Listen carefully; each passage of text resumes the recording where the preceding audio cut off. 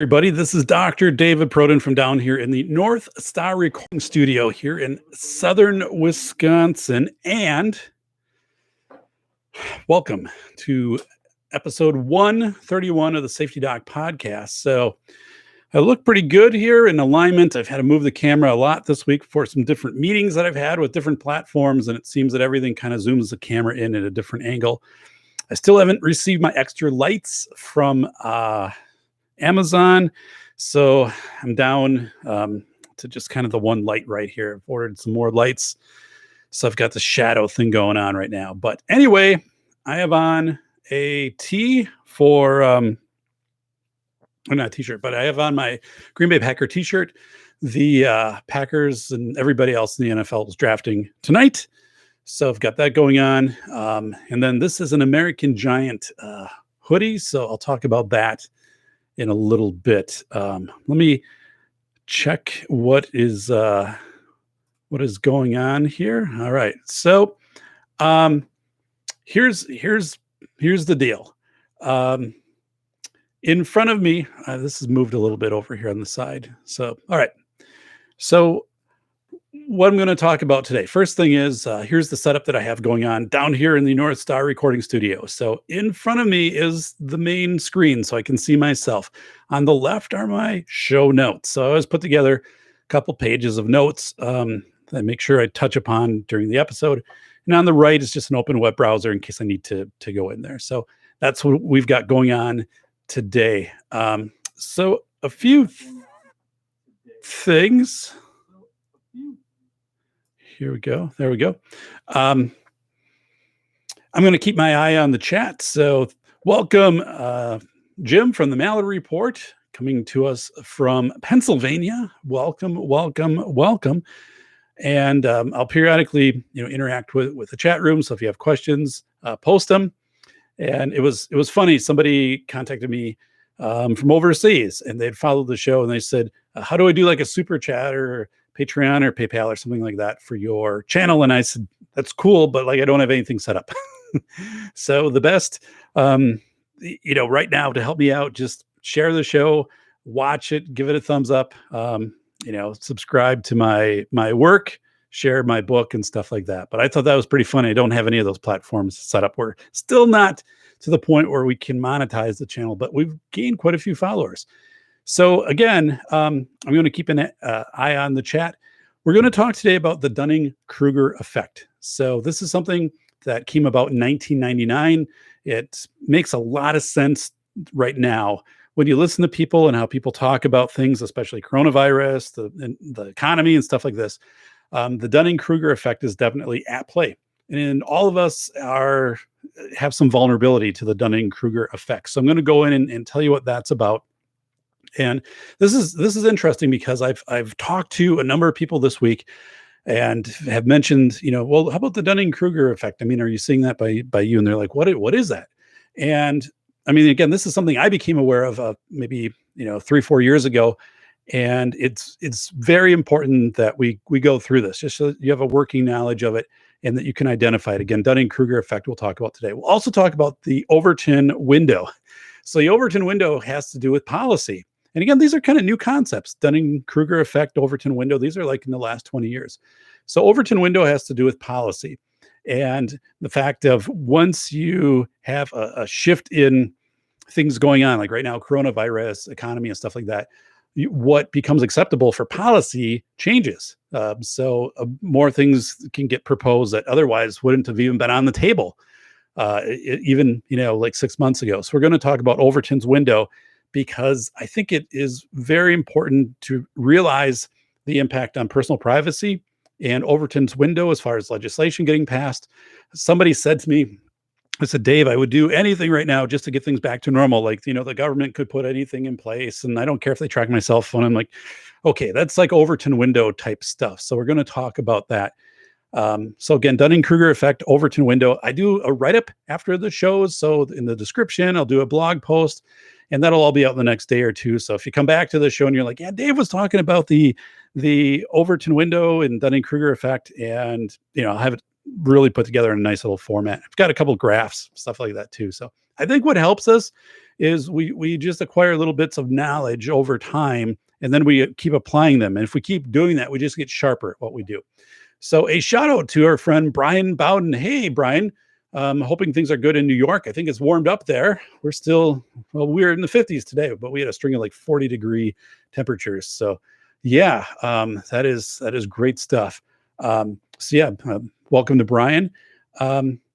So face validity in Southern Wisconsin, I'm going to touch on that. I was out in the community today, so I'll give you some updates. Had a very odd encounter 2 days ago at the basketball court involving our law enforcement.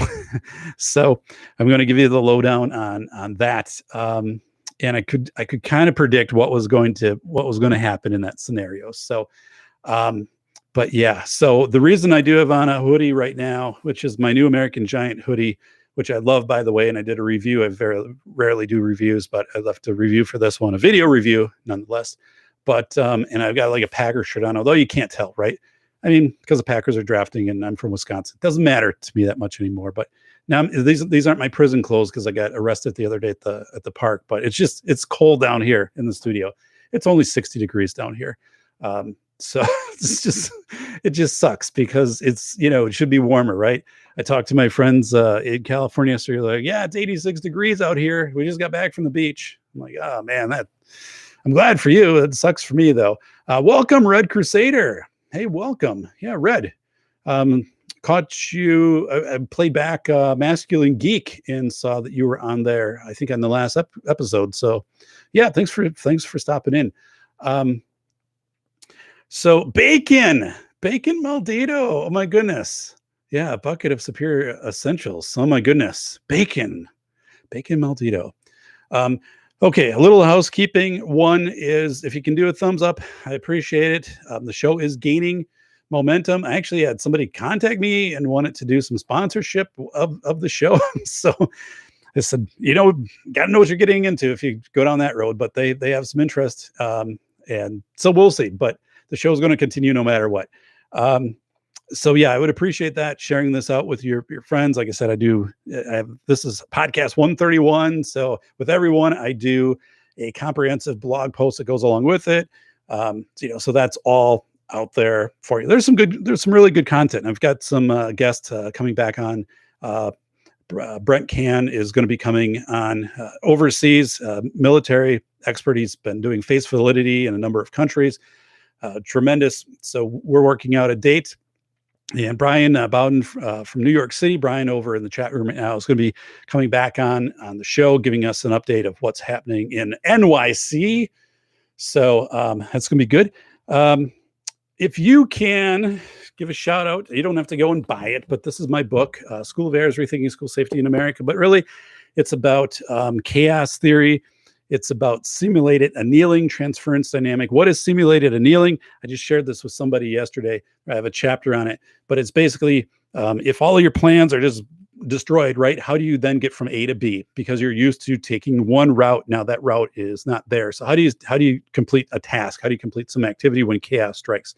So the book is really timely because it focuses a lot on chaos. The first chapter, how thinking about a bagel can get you through the worst day of your life. Another chapter, transitioning into chaos. So wrote a lot about 9/11, worked with the people in New York City Department of Planning, but it's on Amazon. It's $30. But if you get it, or if you check it out on Kindle, check it out. It's in a lot of libraries. Leave a review. It's had strong sales in the last few days. The sales have jumped big. I don't know what's driven it up because I haven't done any promo on my end. I don't know what the publisher has been doing, or if just, how it gets mentioned, those types of things. But yeah, I appreciate that. So yeah, my website is safetyphd.com. Let me put it down here. Now, I'm not selling you anything on the website. The only thing there is my book, which sells on Amazon and Barnes & Noble and places that sell books, right? Because I did it through a publishing contract. I'm also on Twitter at safetyphd. Again, if you can subscribe to this channel, if you're not subscribed already, that helps because the numbers are coming up. So a few anecdotes. I had many Zoom meetings this week with my different client base. It kind of seems to be their thing, even though there's all these issues with Zoom. Don't use it. It seems to be the default everybody wants to use. So I didn't realize I had my backgrounds set up as a tropical thing on Zoom. So it's got the palm tree swaying and the waves coming in. It really looks cool. You're like on a beach. So and until someone mentioned it like halfway through a pretty serious meeting, hey, that's pretty neat that you have that in the back. I'm like, oh, damn it. I should have looked first, but it is what it is, right? It's funny, but I had to go in and change it. So yeah, I'm going through this pretty intense meeting with one of my clients. We're talking over some things. And of course, in the back of me, I've got palm trees swaying and stuff like that. And you can, see our official green screen, just a hoot, right? Just an absolute hoot. Yeah, that's absolutely crazy. So, let's check over in the chat room. Red Crusader is over here. So thanks, Red. And Bacon is going to email once he gets off the tubes up and running. I'd like to get your boots on the ground report. Yeah, hopefully. Yeah. Get a hold of me, Bacon. And so we've got a few things going on here in Wisconsin. The first is we're cutting our own hair. So I've got my sideburns that I did myself today. So it looks pretty good. My hair's growing out for the last like 6-7 weeks. And this is pretty long for me. And I typically don't keep my hair this long, but because I'm 48 and I still have all of this hair, I'm going to play it up right to my advantage right now. Keep it going. And it still is mostly not gray, which is a great thing. So our governor expanded our safer at home order, which is basically stay at home, right? But they come up with these names for it, safer at home. Anyway, extended it through May 26th, and there were protests today at our state capitol, Madison, which is about 40 minutes south of where I'm located. So the state capitol. And I saw some images from different news helicopters. Then you can kind of get an idea what's going on. And I know the area really well. Like I know the Capitol area. So I would judge, 2,000-3,000 people, which isn't that big of a quote unquote protest. But I mean, there was a significant presence. But yeah, people wanting this to end and kind of, get back to a normal routine. So I've got some interesting face validity takes on that from my friends around the country. Some things yesterday that I learned really different, 2 states very different on what they're doing like right now. So we also have something now in Wisconsin called the Badger Bounce Back. Okay. So the Badger Bounce Back it came from our governor's office, and it's basically the plan to get the state back operating, right? So Badger, because we're the Wisconsin Badgers. But here's the thing. I think as a face validity, as a face validity, when you start to hear terms that you've never heard before, like I've never heard, for example, safer at home until our state came up with it after a few other states that locked down and stay in place and stuff like that, shelter in place. But Badger Bounce Back, that like a team came together and came up with that term, right? That was checked across a lot of people to say, what's a way that we can say we're going to be doing something and we want it to kind of have a slogan, but not so it's going to freak people out. We want to get them on board with this. So it's like, what about this? What about this? What about Badger Bounce Back? So again, like when you start to hear terms that you've never heard before, when schools started to close and say, we're going to suspend school effective Tuesday. Like nobody says that. They'll say like, we're going to cancel school for like a week or whatever. They don't say we're going to suspend school. When you start to hear these terms, safer at home, now this Badger Bounce Back. So to me, it's a red flag. So I went through this Badger Bounce Back and there were a few things that stood out to me, from face validity things. I'm reading through this document. I'm like, boy, okay, there's some contradictions in this document. One is, I wrote it down here. For Wisconsinites to gather in groups of 10 or more, there must be 2 consecutive weeks of declines in all flu-like illnesses. Influenza, head cold, the sniffles, it doesn't matter. So how the hell do you accomplish that? I mean, how do you measure across the state of 72 counties, which is the northern part of the state is very rural, very sparsely populated in Wisconsin. How do you measure that you've had 2 weeks where you've had a decline in people like with a cold? Because wouldn't you have allergies? Like, wouldn't you have allergies with pollen this time of year? Like a lot of my friends get shots because of allergies. Like it's really bad here. When I go out in the morning, even in my garage, my car has the yellow pollen on it. So, it's really weird. So this Badger Bounce Back again. Here we go. The order is also inherently self-contradictory. So phase 1 includes restaurants opening with social distancing requirements, which is what, like 6 feet, I guess, and K-12 schools to resume in-person operation, which would be this fall because schools have been shut down for the rest of the year here, through the end of 2019, 2020. Okay, but it also allows only mass gatherings of up to 10 people. So when you say you can only have a mass gathering of 10 people, well, if you let your schools convene or some schools get together for summer school or whatever, you're going to have more than 10 people.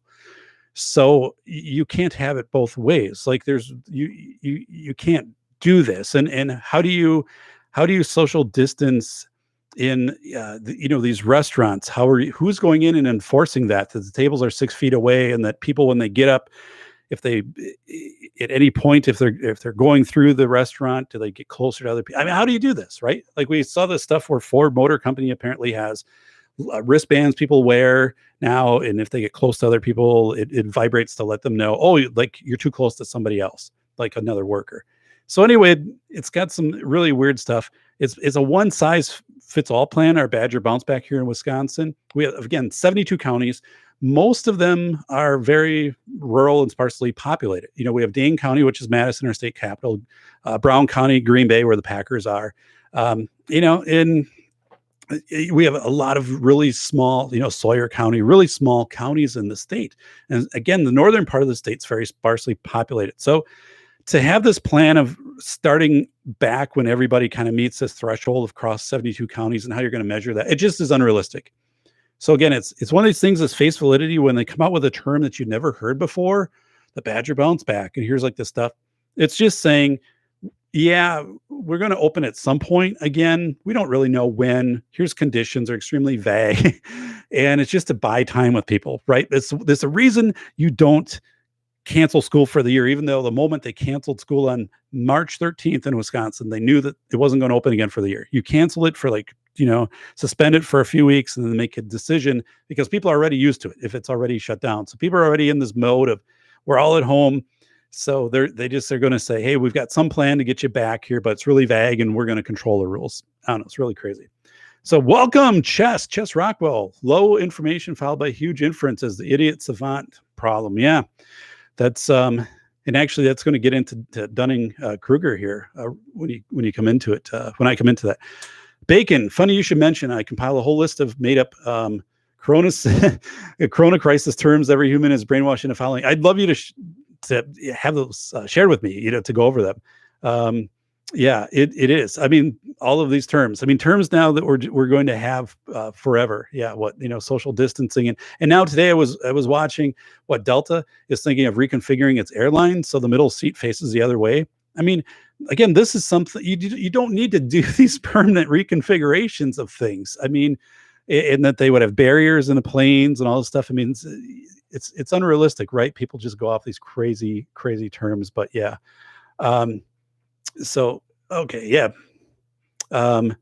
Brian, Bowden wrote, I got yelled at for going the wrong way down a shopping aisle. Wow. Wow. Yeah, it's crazy stuff. So here's some face validity. I went to took my youngest daughter, she's 9, to our community basketball court. Well, there's many in town, but this is like the nicest one with the glass backboards and stuff like that. It's an 80 by 80 foot blacktop split into 4 courts. And they put this thing up maybe 3-4 years ago, so it's modern. And they have signs that you can have one person at every basketball hoop. Well, we were the only ones there. And we're shooting hoops and making sure that we're spaced apart. Like we're easily 10 feet apart. I'm under the hoop. She's shooting, I'm rebounding, throwing back out to her. And then it was actually the fire department in their SUVs driving around town. So anyway, they're driving around town and as soon as they start to drive past, I'm like, oh, they're going to stop. And of course they pull up. They throw the lights on, so the whole vehicle's flashing, and then they kind of the guy does the wave of, hey, you got to go to the different courts. I'm like, yeah, I get it. But I mean, what am I going to do? Like, I'm not going to leave her there by herself. Do I just bring a chair and watch from the side? I'm not going to sit in my car. I mean, this was one of these things. Later that night, I went out for a run on the track. It was cold, by the way. It was like 40 degrees, and it's just not warm here right now. but that just had a really weird feeling. Like that's something where you can obviously see it's a dad and daughter. We're practicing social distancing. There's nobody else around. You could kind of just give a nod or something. But instead, you got to pull up, throw the lights on, and make the pronounced, And I kind of get it, but at the same time, like I don't get it. Like you didn't need to do that. So it shows where when people get a little taste of power, they can kind of go crazy with it. So I don't know. It didn't sit well with me. I guess I can read the comments. Maybe I read it wrong, but um, it didn't. It didn't sit well with me. So more face validity. I was doing a Skype with one of my friends in Southern California yesterday. He was saying that they are starting to see things opening up. Even like coffee shops, stuff like that. He said 4 coffee shops had opened up. And as long as you're doing social distancing, no one was giving you any type of hassles. So he said, definitely that was a big change over just the last few weeks. Now, this is kind of informal. Like they don't have anybody announcing that the stuff has opened up. It's just kind of, they've gone with this momentum. As he said, it was 86 there yesterday. How are you really going to stop and keep people from getting out? So you're starting to see, I think, that breakdown in certain states. Also, I checked in with a member check. Again, a member check by definition. So this is face validity. These are things that I am authentically seeing or people that I trust. And I can say, like Brian Bowden in New York or Jim in Pennsylvania, say, what are you seeing when you go outside in your neighborhood? Not what you hear on the news. What are you authentically experiencing? What are you seeing in your neighborhood? So getting that information. So one of my member checks in Tennessee was saying, oh my God, went out shopping in all the grocery stores, you have to have a mask. And if you don't have a mask, they will sell you one at the door and say, you can go inside, but you have to buy the mask. And so, yeah, a big contradiction yesterday between my member check in Southern California, my member check in Central Tennessee. So I went to Walmart today. What I saw in Walmart, a lot more facing, again, thinner. Shelves have thinned out. The food stuff was pretty solid, except, the meats are starting to thin out. But stuff like paint, the paint area, automotive, and again, no Lysol wipes, nothing like that. Now, facing is when you take like you always have a can on the end of the shelf, and typically you have 3-4 cans in the back of it. But now you just don't have that product in back. And I'm looking at this. I'm trying to think, at a national level, this has got to be playing out maybe similar, right? In other states that their product is overall dwindling, and they're facing more and more of their product, but we're starting to see complete areas on shelves that are just kind of cleared off, and it's not in the food areas. So going back to Bacon, thanks for sharing. So Bacon put some new terms out there: practice social distancing, shelter in place, 6 feet apart, essential travel only. Yeah, right. And how about essential people, right? Are you an essential worker? Are you an essential person? That whole thing. Stay at home, sanitize every hour, wear a mask. Yeah, what N95 is? None of us would have known what N95 was. I mean, I certainly. So yeah, these terms now, which we've been inculcated with just in the last 45 days. So Bacon, thanks for putting that together. That's a great list. I'm going to pull that forward when I do the blog post.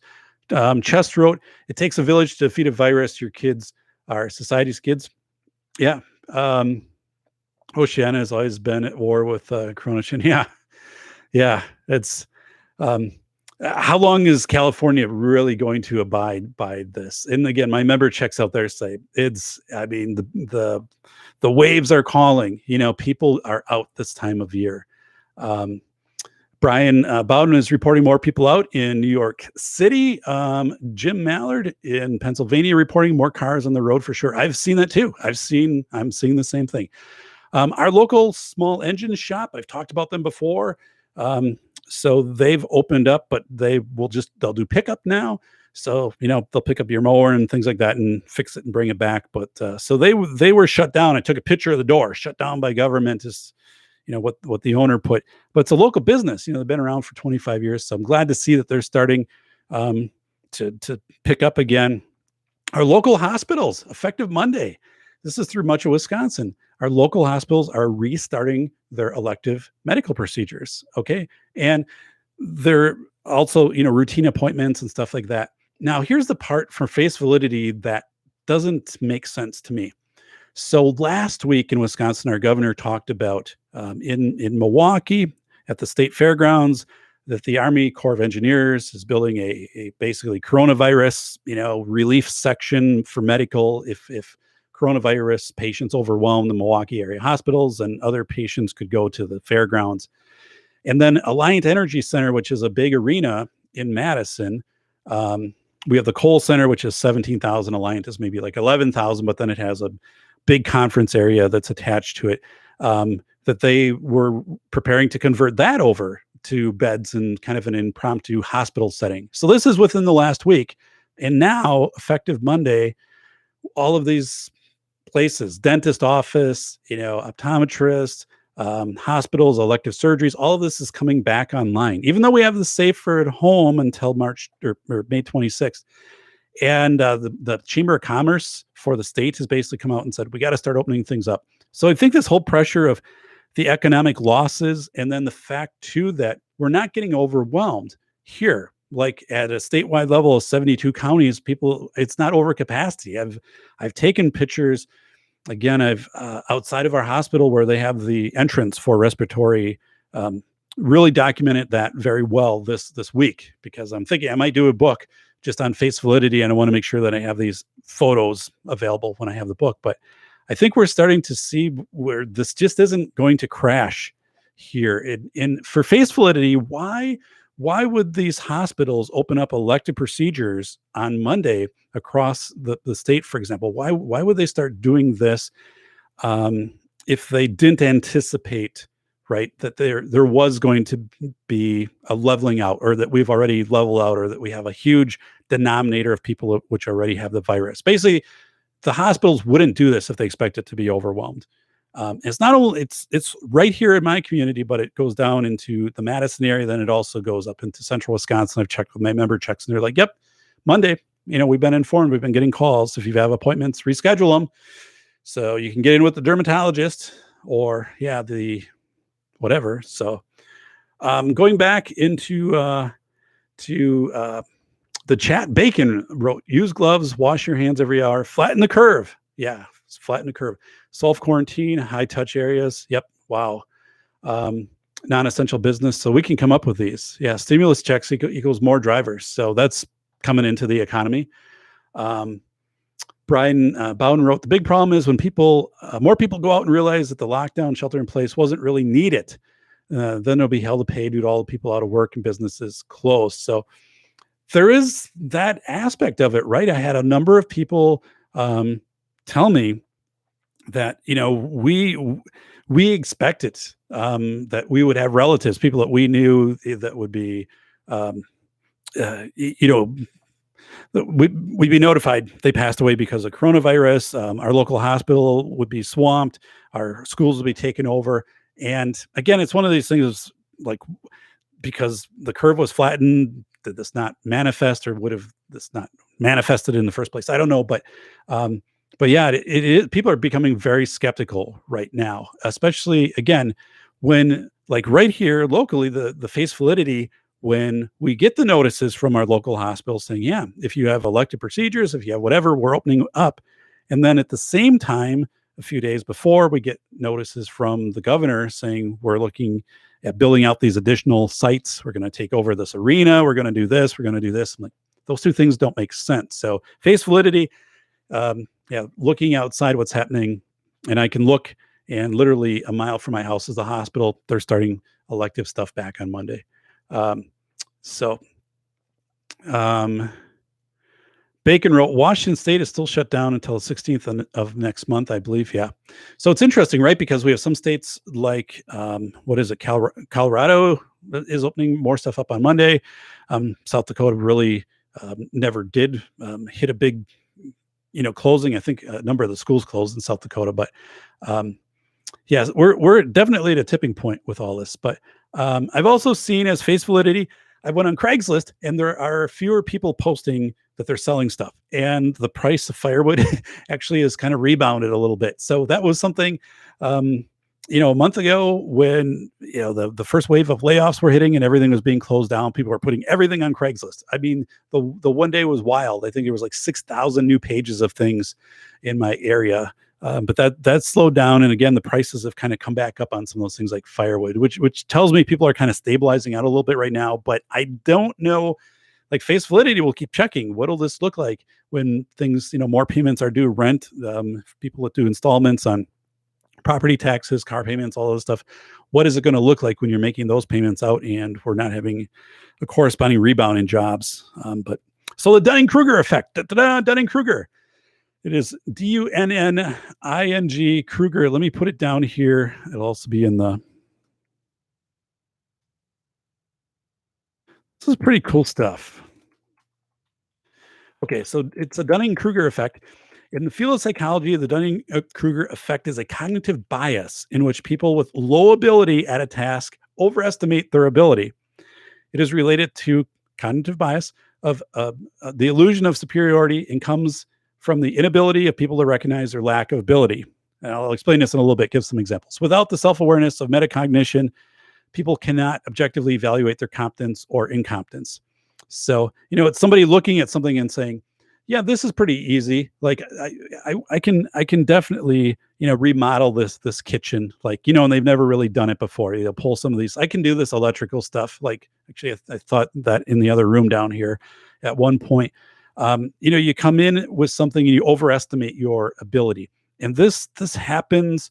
It happens a lot right now when people get a little bit of information about the coronavirus and they take this and extrapolate out and they become experts on everything. Like, well, I was talking with one person in a consult and they're like, well, in fall when the second wave hits and it's going to be worse and then all of this stuff. And it's like, you just don't have enough information to make that determination. Like all you're doing is you've heard some things on the media and now you believe you are an expert in this. You're overestimating your ability to counter all of these factors that might be in place. And if you do have this immunity, we don't know, what things will look like. But it's when people just take off on things. I remember this. There's a great story for this. So I was with the other guys in the neighborhood. This is like 15 years ago, and Eric moved in across the street. So he and his wife and family have since moved to a different area, but younger guy. So Eric's like maybe in his mid-20s. And I remember we're going over there, like, the other guys in the neighborhood, welcoming him in and stuff like that. And then he kind of talks about he wants to renovate some areas of the house. So we're talking like, yeah, you could do this. You could knock out this wall. You could do this in the bathroom and do this and do this. And like all of us felt competent to do that. Well, like none of us actually could probably do that like on our own. So, we're just going and firing this guy up and he's like just ready to grab a sledgehammer and take out a wall and put in a new kitchen and stuff like that. And it was just because, we're just fired up, right? We're just fired up. But anyway, this Dunning-Kruger effect, you run into a lot of people right now who believe they're experts on whether it be the coronavirus, whether it's the economy, whatever it might be, how things should be sanitized, whatever. We don't have enough information to make conclusions on this unless this is the only thing that we kind of study, right? So that's a frustrating thing, and we can get caught up in it too, right? We can get caught up ourselves. It's very easy to get some knowledge and then just take it and just kind of go wild with it. So this concept of Dunning-Kruger comes from 1999. The David Dunning and Justin Kruger, Cornell University psychiatrists. So a couple things again with Dunning-Kruger effect. Incompetent people. So if you're competent, right? If you're a competent person, you can realize, yeah, like this is more complicated than I think it is, right? So if I'm trying to rewire my house or something and like the first step or two goes right, I'm probably thinking at some point it's more complicated than this. Like electricians go to school and have trades programs and apprenticeships on this stuff. And there's stuff I'm missing, right? There's codes and other things. And this will just become self-apparent because I'm not going to be able to keep this going for much longer. But you realize that, right? That's what you do in face validity also. In face validity, those are your member checks coming back to you. So if you start to say stuff that's a little bit off and you don't have it grounded to something that you're actually seeing outside, like if you're saying, well, I've been hearing, that the on the news are talking about, the farmers around us are all dumping their milk out and, they're all filing for bankruptcy and stuff like that. And we're not going to have farms, and we're going to have this big dairy shortage. And then, you stop and say, well, have you talked to any farmers? Like, have you done more research? Tell me outside of the media. So I actually talked to some friends that were farmers, and they said, yeah, I mean, it sucks right now, but we have different routes where we're getting the milk out. The cheese plants are still churning out milk, and it's, so again, it's one of these things where you want to be as authentic as you can with the information and not say, I heard it from somebody else. I mean, if you're the member check, like, this is what they've been saying. And so I'm going out, my authentic member checks. Brian, what's happening in New York? Jim, what's happening in Pennsylvania? My friends, what's happening in Houston? What's happening in Southern California? So let's go back to Red Crusader. Damn, YouTube is a pain in the ass for uploading. Yeah, I actually had a couple videos. I had to re-upload on a different channel for some different stuff that I do. Brian, Dunning-Kruger, everybody that shops at Home Depot. Yeah, everyone that comes in there thinking I'm an expert, this is exactly what I need. I replaced some concrete in my garage, and I'll tell you that I had a Dunning-Kruger effect there because I thought I knew everything I needed to know about that and didn't realize there's a lot more to that, right? Including humidity and stuff like that. So Chest wrote, yeah, you're building that whole project wrong. I've got a guy. Oh God, that's funny. So yeah, Chest Rockwell stayed at Holiday Inn Express. I was like, oh God, Chest, that is hilarious. That's a great commercial. Don't worry, I got this handled. Stayed at a Holiday Express last night. So it's kind of weird too, because sometimes I think when we're maybe when we're young, right? There are a lot of things I did when we bought this house that, Christ, I couldn't do today. Like, I built doors for this house, and I built elaborate, like, pull-out shelving systems that didn't even have any tracks. It was just like paraffin wax to have it slide in and out in my garage. Stuff to this day, which is still perfect. Like, I haven't had to do anything. And I'm like, I don't think I could do that again. Because part of it was I just had the confidence to do it, but I did have innate skill sets. But so this Dunning-Kruger thing, though, incompetent people tend to overestimate their skills. So again, these are people that are like, oh, like I can time the stock market, right? I'm going to invest in whatever utilities right now because it's going to get warm, and then people are going to be spending more for electricity and for air conditioning. I mean, there's people that just oversimplify things because they don't realize it's more complicated.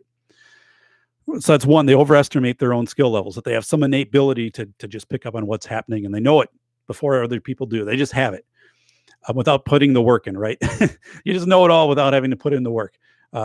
Two, they fail to recognize the genuine skill and expertise of other people. Yeah, like if I'm bringing in the electrician to do the work in here, like he knows the whole system of what the hell's happening in the house, right? And also the codes and how much load can go on the panel of electricity coming into the house and all this stuff.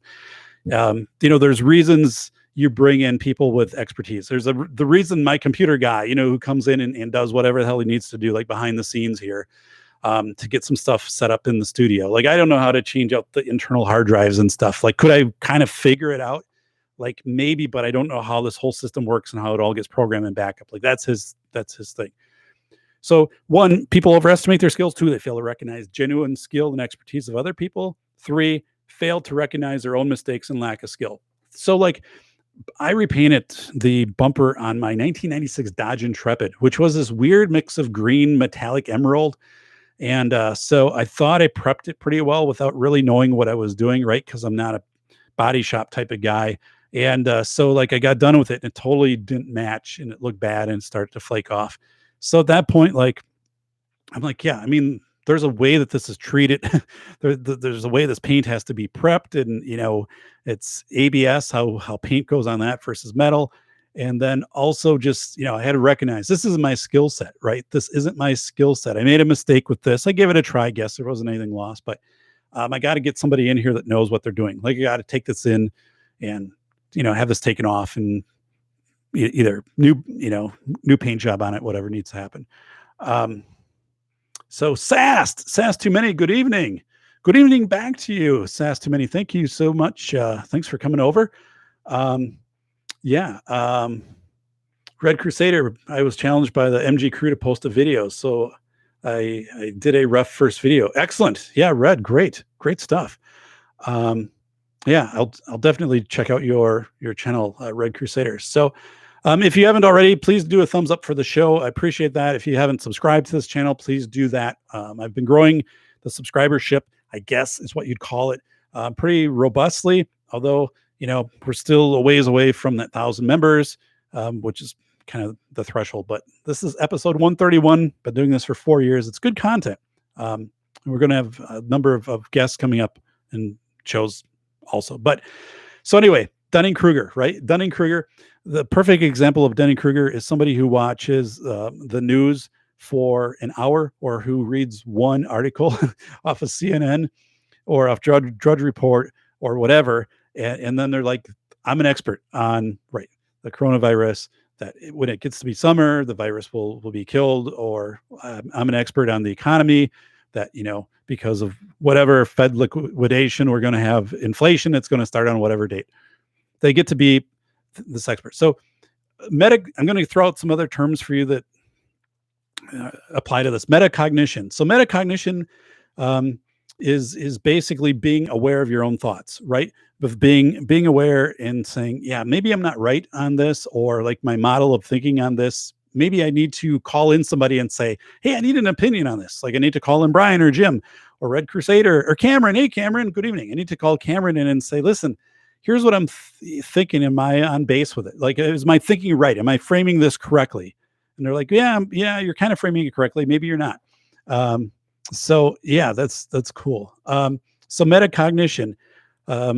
So it's if you don't have good metacognition, that's a big threat to face validity, because you never challenge your own opinions. Metacognition means you're challenging your own opinions, right? That you're actually saying, what I'm saying on this, does it make sense? Is my perception on this right? Because I don't know. Maybe I've got a wrong take on this. Maybe my take on this is totally wrong. So basically metacognition is the ability to step back and look at your own behavior from if outside of yourself, and say, yeah, and what I'm doing here, is it making sense? Are my conclusions, are they making sense? So again, member checks will help you on this, because all of us kind of, we lose that once in a while on whether it's highly emotional, something, involves family, friends, coronavirus, whatever. It becomes very emotional for us. And rapidly, job shutting down, school shutting down, kids are home. But we start to get, we lose it a little bit, and we have to get back with our member checks, people we trust, and get face validity from them. And then also have them authentically tell us, yeah, Dave, you seem like you're, boy, you seem like you're really distressed over this, or like you're making a lot of assumptions on this. People who can actually tell you that. When I wrote the book, School of Errors, I had my member checks, and my member checks would go through chapters, and I'd feed chapters out and say, tell me if this sucks. And there was one chapter, I think it was a chapter on bollards, before I got done rewriting it to the chapter it is now, which was really good. And one of my member checks is like, yeah, that wasn't good. It's not good. What you're trying to describe here, it's just, you have a personal beef that kind of comes out in the chapter. You got to redo it. Otherwise, people are going to tune out to that. And I'm like, but you got to, if you trust people, to be your member checks to give you that feedback. So that's metacognition. And then also people from the outside that can look at you and say, yeah, your behavior right now, what you're kind of saying, what you're doing, yeah, it's not making sense. Or it's not typically you. I've known you for 10 years, the way you're responding right now, or the way you're processing right now, that's not you. So, and you got to hear that. You got to hear that from other people, and you got to be that person for other people too. I've done that to some people in the last 45 days, got a hold and said, yeah, you're a pretty level-headed person normally, but you're doing a lot of assumptions, right? Without getting authentic information. You're making some big decisions. I had a friend that went out and liquidated a lot of assets when the market was down to $18,000. And, I'm not a stock financial broker, but I just said, well, here's the deal. Markets go down, markets go up. The Fed is putting a lot of money into the market right now. And really the market's tracing back to where it was 3-4 years ago. If you sell everything right now and it goes up, you're in a big world of hurt. So you've already experienced this decline, but look at what's happening over time in the market. Look where the Fed's putting money, buying assets, in liquidity but the part of it too was that person didn't know this very well, right? They were kind of a Dunning-Kruger, like they thought they knew investing because they were saving, but they didn't really learn about investing, like dollar cost averaging. And I was kind of explaining that to them. I'm like, well, how long have you been putting into your retirement? For like 20 years. I'm like, well, a lot of the stuff you put in the market was pretty low. I mean, it wasn't where it was at today. So if you average that out, you're still in pretty good shape. Dollar cost averaging. Nobody ever talked to them about that before. So I was kind of a member check on that. Who is affected by Dunning-Kruger? Yeah, all of us are. All of us are. It can happen to any of us. We might be smart and skilled in areas, but no one is an expert at everything. And sometimes we get pressed into the expert role because maybe we're the most informed in the room and someone just wants us to give an opinion on this. I'm going to give a response for that. Curse of knowledge. Okay, this is another term, curse of knowledge. Cognitive bias of assuming that others have the same background to understand. So basically, you just think that people have the same level of understanding, ability to process things that you do, or like a superior level. Like they get it. Like how you see it is the same way that they see it. And that's really not true, right? With my member checks, I know that we're pretty much on the same page. I know their abilities. But with other people, you got to do some vetting.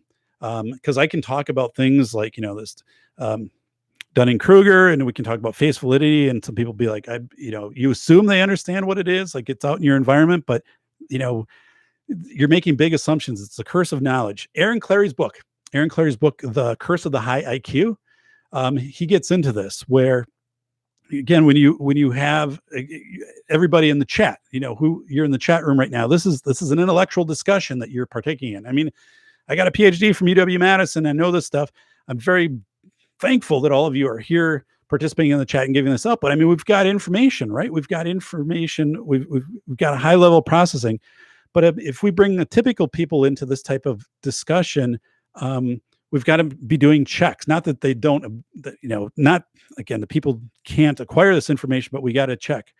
Okay, what does this mean? What does face validity mean? Well, it means like I'm, whatever I hear on my local news, I'm going to report back to you. Well, no, okay, like now that's not inter-rater reliability. That's okay. Face validity is actually, you're going to go out, when you're at the grocery stores, when you're at the post office, going to like parks, things in your town, like what is actually happening? What do you see? Like, tell me that what you can authentically say is happening. And then we start to get into that inter-rater reliability. But it is tough, right? Because I think a lot of us have what's called this curse of knowledge, and we work with people who, again, get very emotional on this stuff too, get very emotional and reactive, especially with Dunning-Kruger. Like people make up their mind in the first, hour of information coming in about coronavirus, about whatever, and then they kind of shut down and they've got their position after that.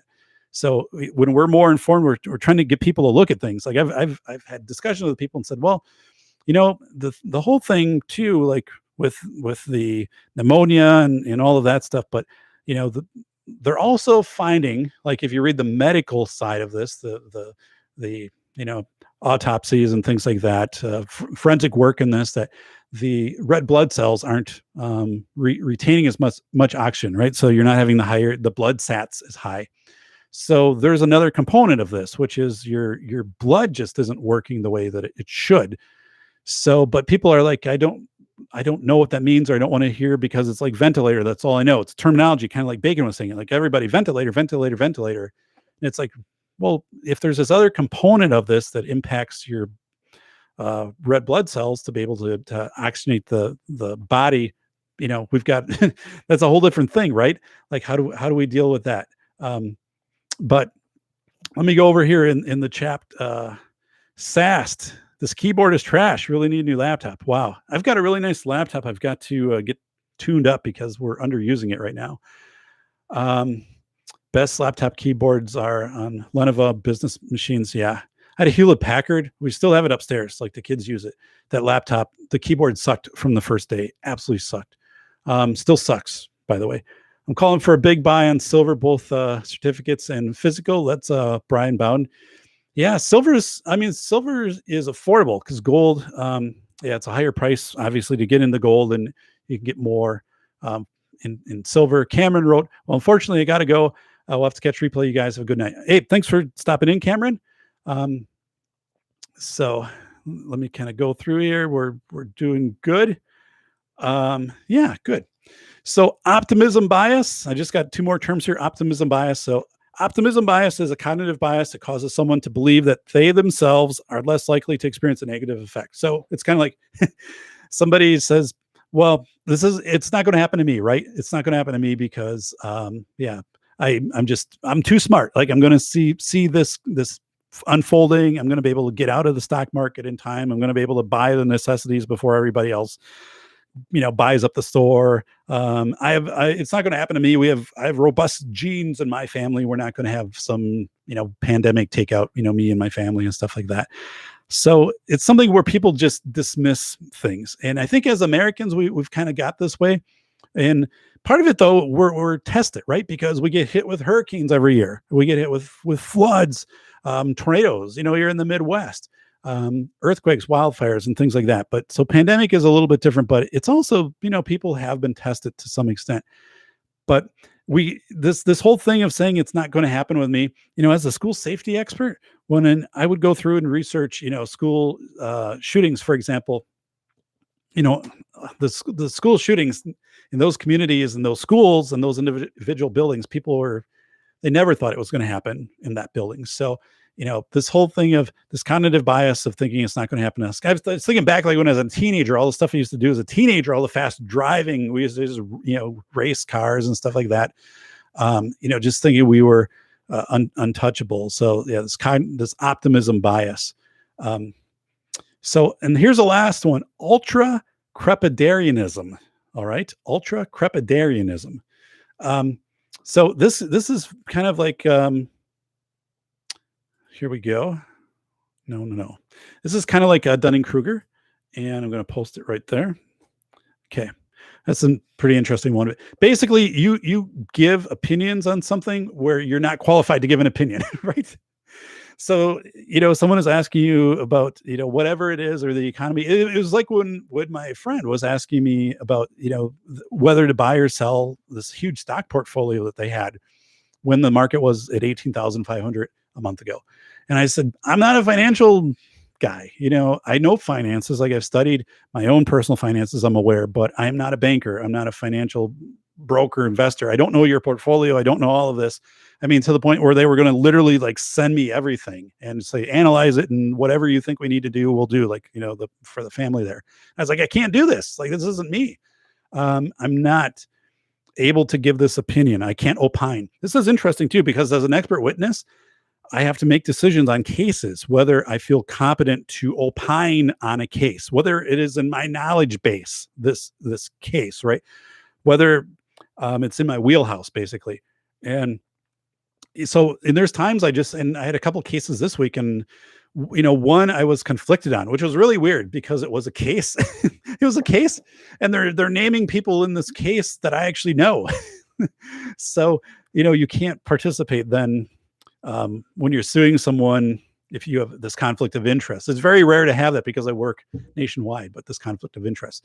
But other times it's a case, and it's like, there was this thing, and it had to do with whatever, an athletic director and some disciplinary thing. I'm like, I don't know. It's really wasn't my thing, like as a school administrator. And I don't, you need to get someone in who's worked in those capacities to inform. So could I opine on it? I could. I mean, because you get paid a lot to do that, right? But I would be outside of my wheelhouse, and actually that would be a really bad position, I think, for me to be in a courtroom. But it's ultra crepidism or crepidarianism. So again, it's somebody who's willing to give an opinion on anything, and you'll see this after any type of event. They'll go and they'll find somebody in the community. How would you respond to this if this happened here? If it was a school shooting, or if your hospitals got overwhelmed with coronavirus, how would you respond to this here? And people need to be very, I guess, guarded and realistic with their opinions versus saying this is exactly how we'd respond. We would do this, this, this, and this. And you don't know the context and situation. You don't know any of that of how you'd respond. I mean, you've no idea until something like that authentically would happen. So. But I know a lot of people who give opinions on stuff, and they just don't understand what they're talking about. But so kind of here toward the end, I'm going to get into the Overton window. But let's take a let's take a look over here. So, all right, over in the chat, hey, the bit, welcome, the bit. Thank you for being here. So I think you guys are doing back and forth on Twitter for your own stuff, so which is cool. By the way, here's my stuff on Twitter. If you can give a follow, again, if you can do a follow for the show, for this channel, thumbs up for the show, I would appreciate it. Hey, Bit, what's up? Yeah, it's warming up here finally in southern Wisconsin. We have a forecast with 60-degree weather for the next like 7 days, which is just incredible because it's been really, really cold here.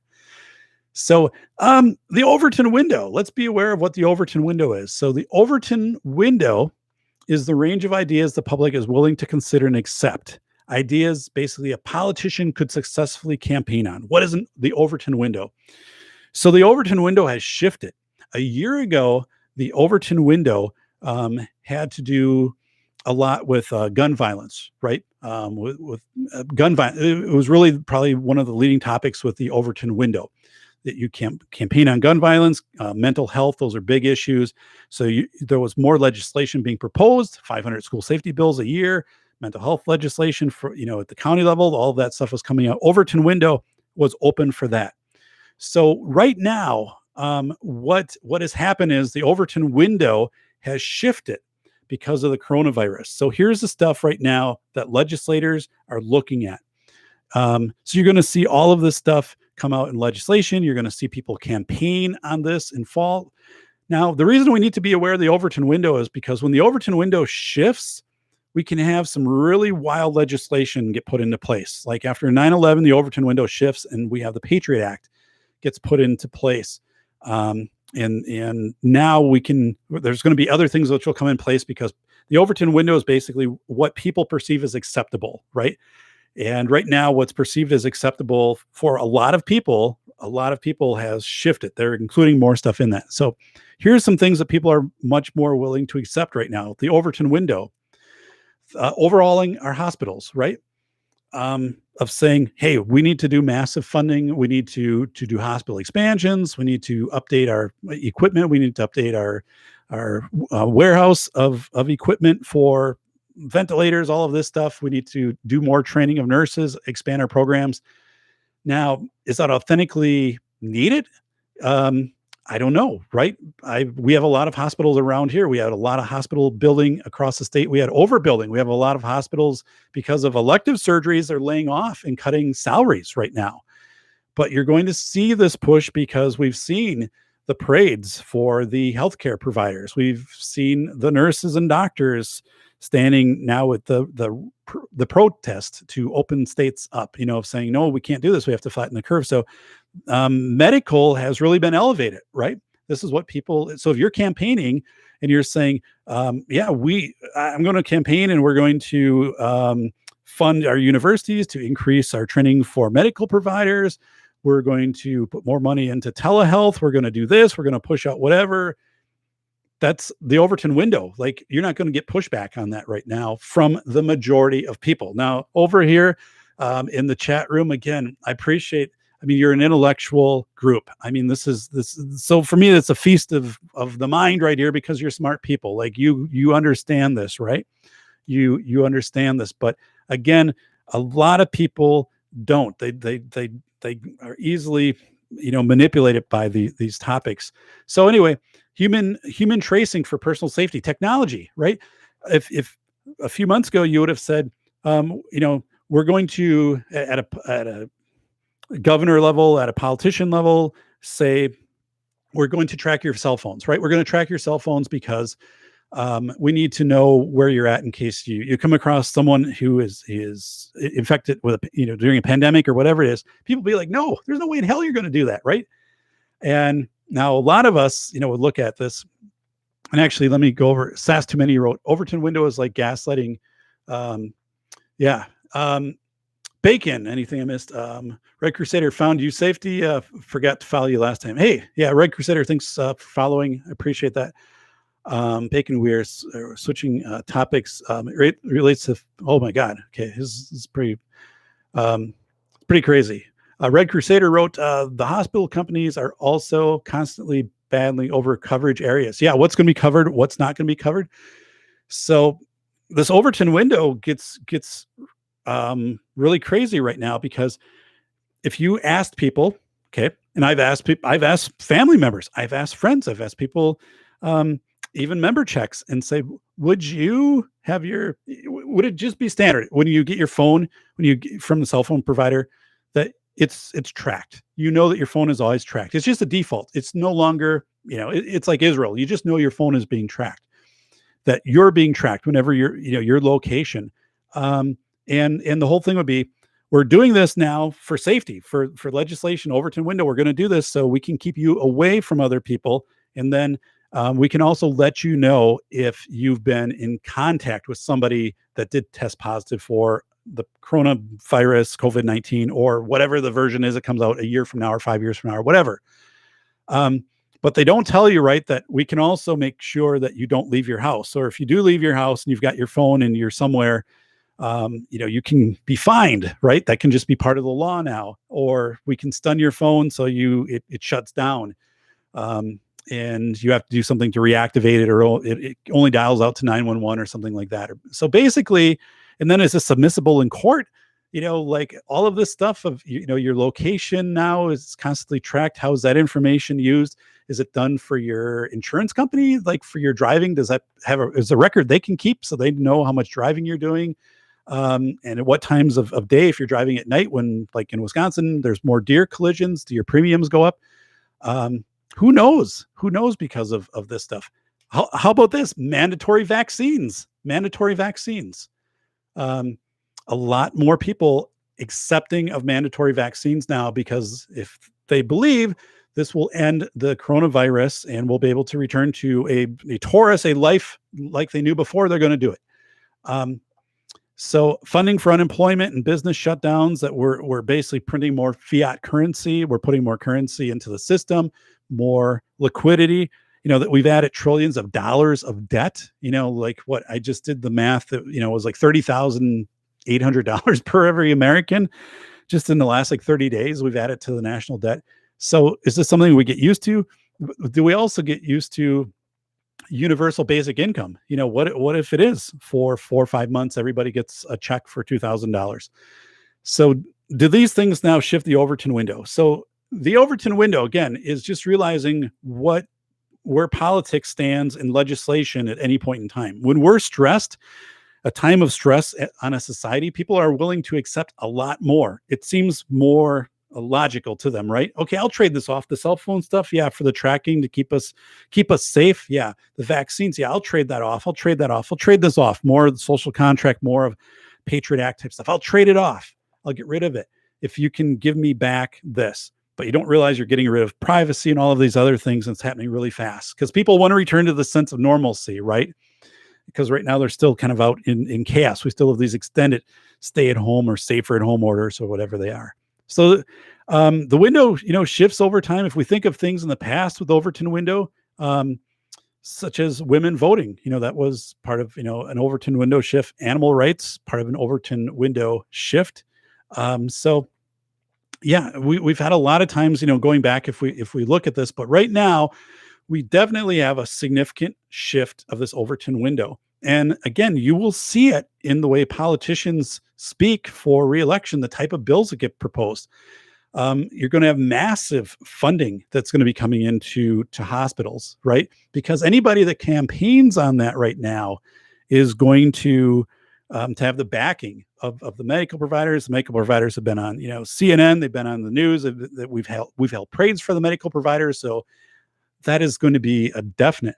Now, things that were in the Overton window, again, just 6 months ago, things like, gun violence, school safety, stuff like that is pushed, it's out of the window right now. That's not where people are going to be focusing. That's not where they're going to be looking. They're going to be looking they're going to be looking, how can we do further tests on the human genome? If we chip you, let's say everybody, they offer a chip, right? That you can be chipped. And politicians say, well, if we know your genome and we know that you're susceptible to a certain pandemic, whatever it is that comes out, we'll let you know ahead of time, and then you will be maybe you'll self-quarantine before everybody else, which again, maybe on the surface sounds logical, but how do you work? How do you do your job? I mean, how do you do a job with somebody saying to you, yeah, this virus has come out in Belgium, and if it gets here, your genetic code makes you more susceptible for it. What if your insurance company finds all of that out, right? But so we need you to stay at home. And it's like, but all my friends, everybody else, my family, they're out. No, like you have to stay home because you're more susceptible. How do you work that? Some jobs you can do remotely, some you can't. I mean, you could end up with people who 3 months out of the year are at home because of their genetic code. It's pretty crazy stuff. Let's go to the comments. Bacon wrote, wonder how the Karens would react if they saw me typing this while also sheltering in place. They probably have an aneurysm. Oh my God. That's funny. Sass too many, Patriot Act on steroids. Yeah, I think so. I really think the surveillance is baked into the cake right now. I completely believe that's done. Like if you have the phone, your GPS on your vehicles, that's not even going to be debated. And that'll be part of a Patriot Act revision. It'll get passed through, and it'll just be a given. But then that information again becomes available to your insurance carrier. Whether it be legal cases to other things, whatever. It's going to be interesting, this Overton window too, of seeing how we process the self-policing or the policing of others, right? Bellevue, Washington, I posted that 45-second clip I made of the video of if you observe a social gathering here in Bellevue, Washington, you can drag the Google map where it's at, and then you can take some photos and describe it, and we'll follow up from there. So what does this look like from an Overton window? Have we just kind of deputized people to report on other people, like the Stasi, which kind of exists once this is still done? And does it exist for other things? I don't know. Like, this is weird. But so I think you're going to see more of this camp. Bacon wrote, the cops have been able to track cell phones for the last 2 decades. We had to take the batteries out of our phones on certain missions. Yeah. So Bacon, what Bacon's writing about is, the technology's been there and it's actually been used. And it hasn't been overtly, I guess, to the point where they've just overtly said, this is part of the deal, right? This is part of the deal. If you have a cell phone, it's tracked. And that way, legally you can't do privacy challenges, I guess, and all of that. Like, it wouldn't be a court issue anymore if it just became part of a revision of the Patriot Act, right? So yeah, you're right. I mean, the technology's been there. It's just crazy. So Red, you can see why people would be susceptible to conspiracy theories at this time. Yeah. So Red, it's a great point, Red, with authentic representation through face validity, right? Checking in with people that you trust, like MG, the MG group, extended MG, masculine geek folks. They can trust each other. They know each other. They can give authentic reports. What's happening in Salt Lake City, Rob? What's happening in New Jersey? Vince, or what's happening in Washington State? TJ. And you're right. I think we open up to a lot of conspiracy theories right now, especially when people do Dunning-Kruger. They get a little bit of information and they're just convinced, like, this is the way that it is, and not looking and being more receptive to gathering more information. So let's see. Bacon wrote, a Red Crusader, good luck getting, okay, machetes come out. Yeah. Whoa. Yeah. Red Crusader wrote, have you guys heard about the Alexia joke about it being an active surveillance device we openly accept? Yeah. And it's kind of authentic, right? It kind of actually happens. It's like, in those and the Ring and all of this other stuff. So yeah, says too many credit debit cards of chips that are powered by NFC near field communications. That technology is becoming very sensitive, can be tracked eventually. Great point. So thanks for sharing that, Sass too many. So yeah, in the fact now with Overton window, will we get mandated for touchless payment at grocery stores and other places? Will that be part of something that now is put in place, or basically that we're getting rid of cash? Much more of a pressure to get rid of cash. I mean, in the stimulus bill, in the CARES Act, for a while there was a digital currency provision that finally got worked out at the end. But this whole thing of, once you do that, once you're exchanging information, again, it becomes this whole level of additional tracking that comes on. Yeah, another reason to use an RFID blocker wallet, Bacon wrote. So, or what do they call it? They also call it like Faraday boxes. I went to some meetings when I had some pretty intense debriefings, and we had Faraday boxes that we had to go in at certain sites. And before you'd go in, you'd get patted down. They take all your electronics. And then the room would be set up in a Faraday box. Basically, a Faraday box doesn't allow any radio waves in or out, is how I understand it. So like you couldn't get reception in there if you tried, because it was very sensitive information that I had access to as part of some of these debriefings. And you'd have to keep your hands on the table at all times. There would be surveillance of people watching you kind of table by table, row by row. It was really wild stuff. And you couldn't take notes. So it was whatever you had in your mind. I mean, you just walked out of there with it. But it's kind of like they do in Congress, right? Because with that whole CARES Act, it was what Thomas Massey, Representative Massey, said, you wouldn't believe the stuff that goes on in there. But of course, like, it's not recorded. Like, all the cell phones are checked before this. So you can only get kind of this secondhand narrative of what goes on in there. You have to be vague about it. But yeah, you can just imagine. So I had a statement in here. I'm going to try to find it, which I liked a lot. And where the hell did I write it? So just hang with me here. Dun, da, da, the Eep from Ipanema. Oh God. Okay. Here's a whole different page. So anyway, it's strange because I thought I had this. Anyway, the term that I want to, the word I want to use right now is inform. Okay. This is a term I became familiar with when I was doing my doctoral dissertation. I never used it before then. I never said, I'm going to become informed about the, background of, whether pandemics in the country. So I'm going to become informed in that before I make an opinion, before I give my thoughts. And it's pretty powerful to say I'm going to become informed. But basically, it's holding off when people try to push you into a position of saying, well, what do you think about this? What's your conclusion on this, Dave? Where do you stand on this? And it's not that I don't have a position, right? It's not that I can't posture on it. I can't opine on it, but some things you just got to figure, I got to learn more about it. Like, I don't know about this.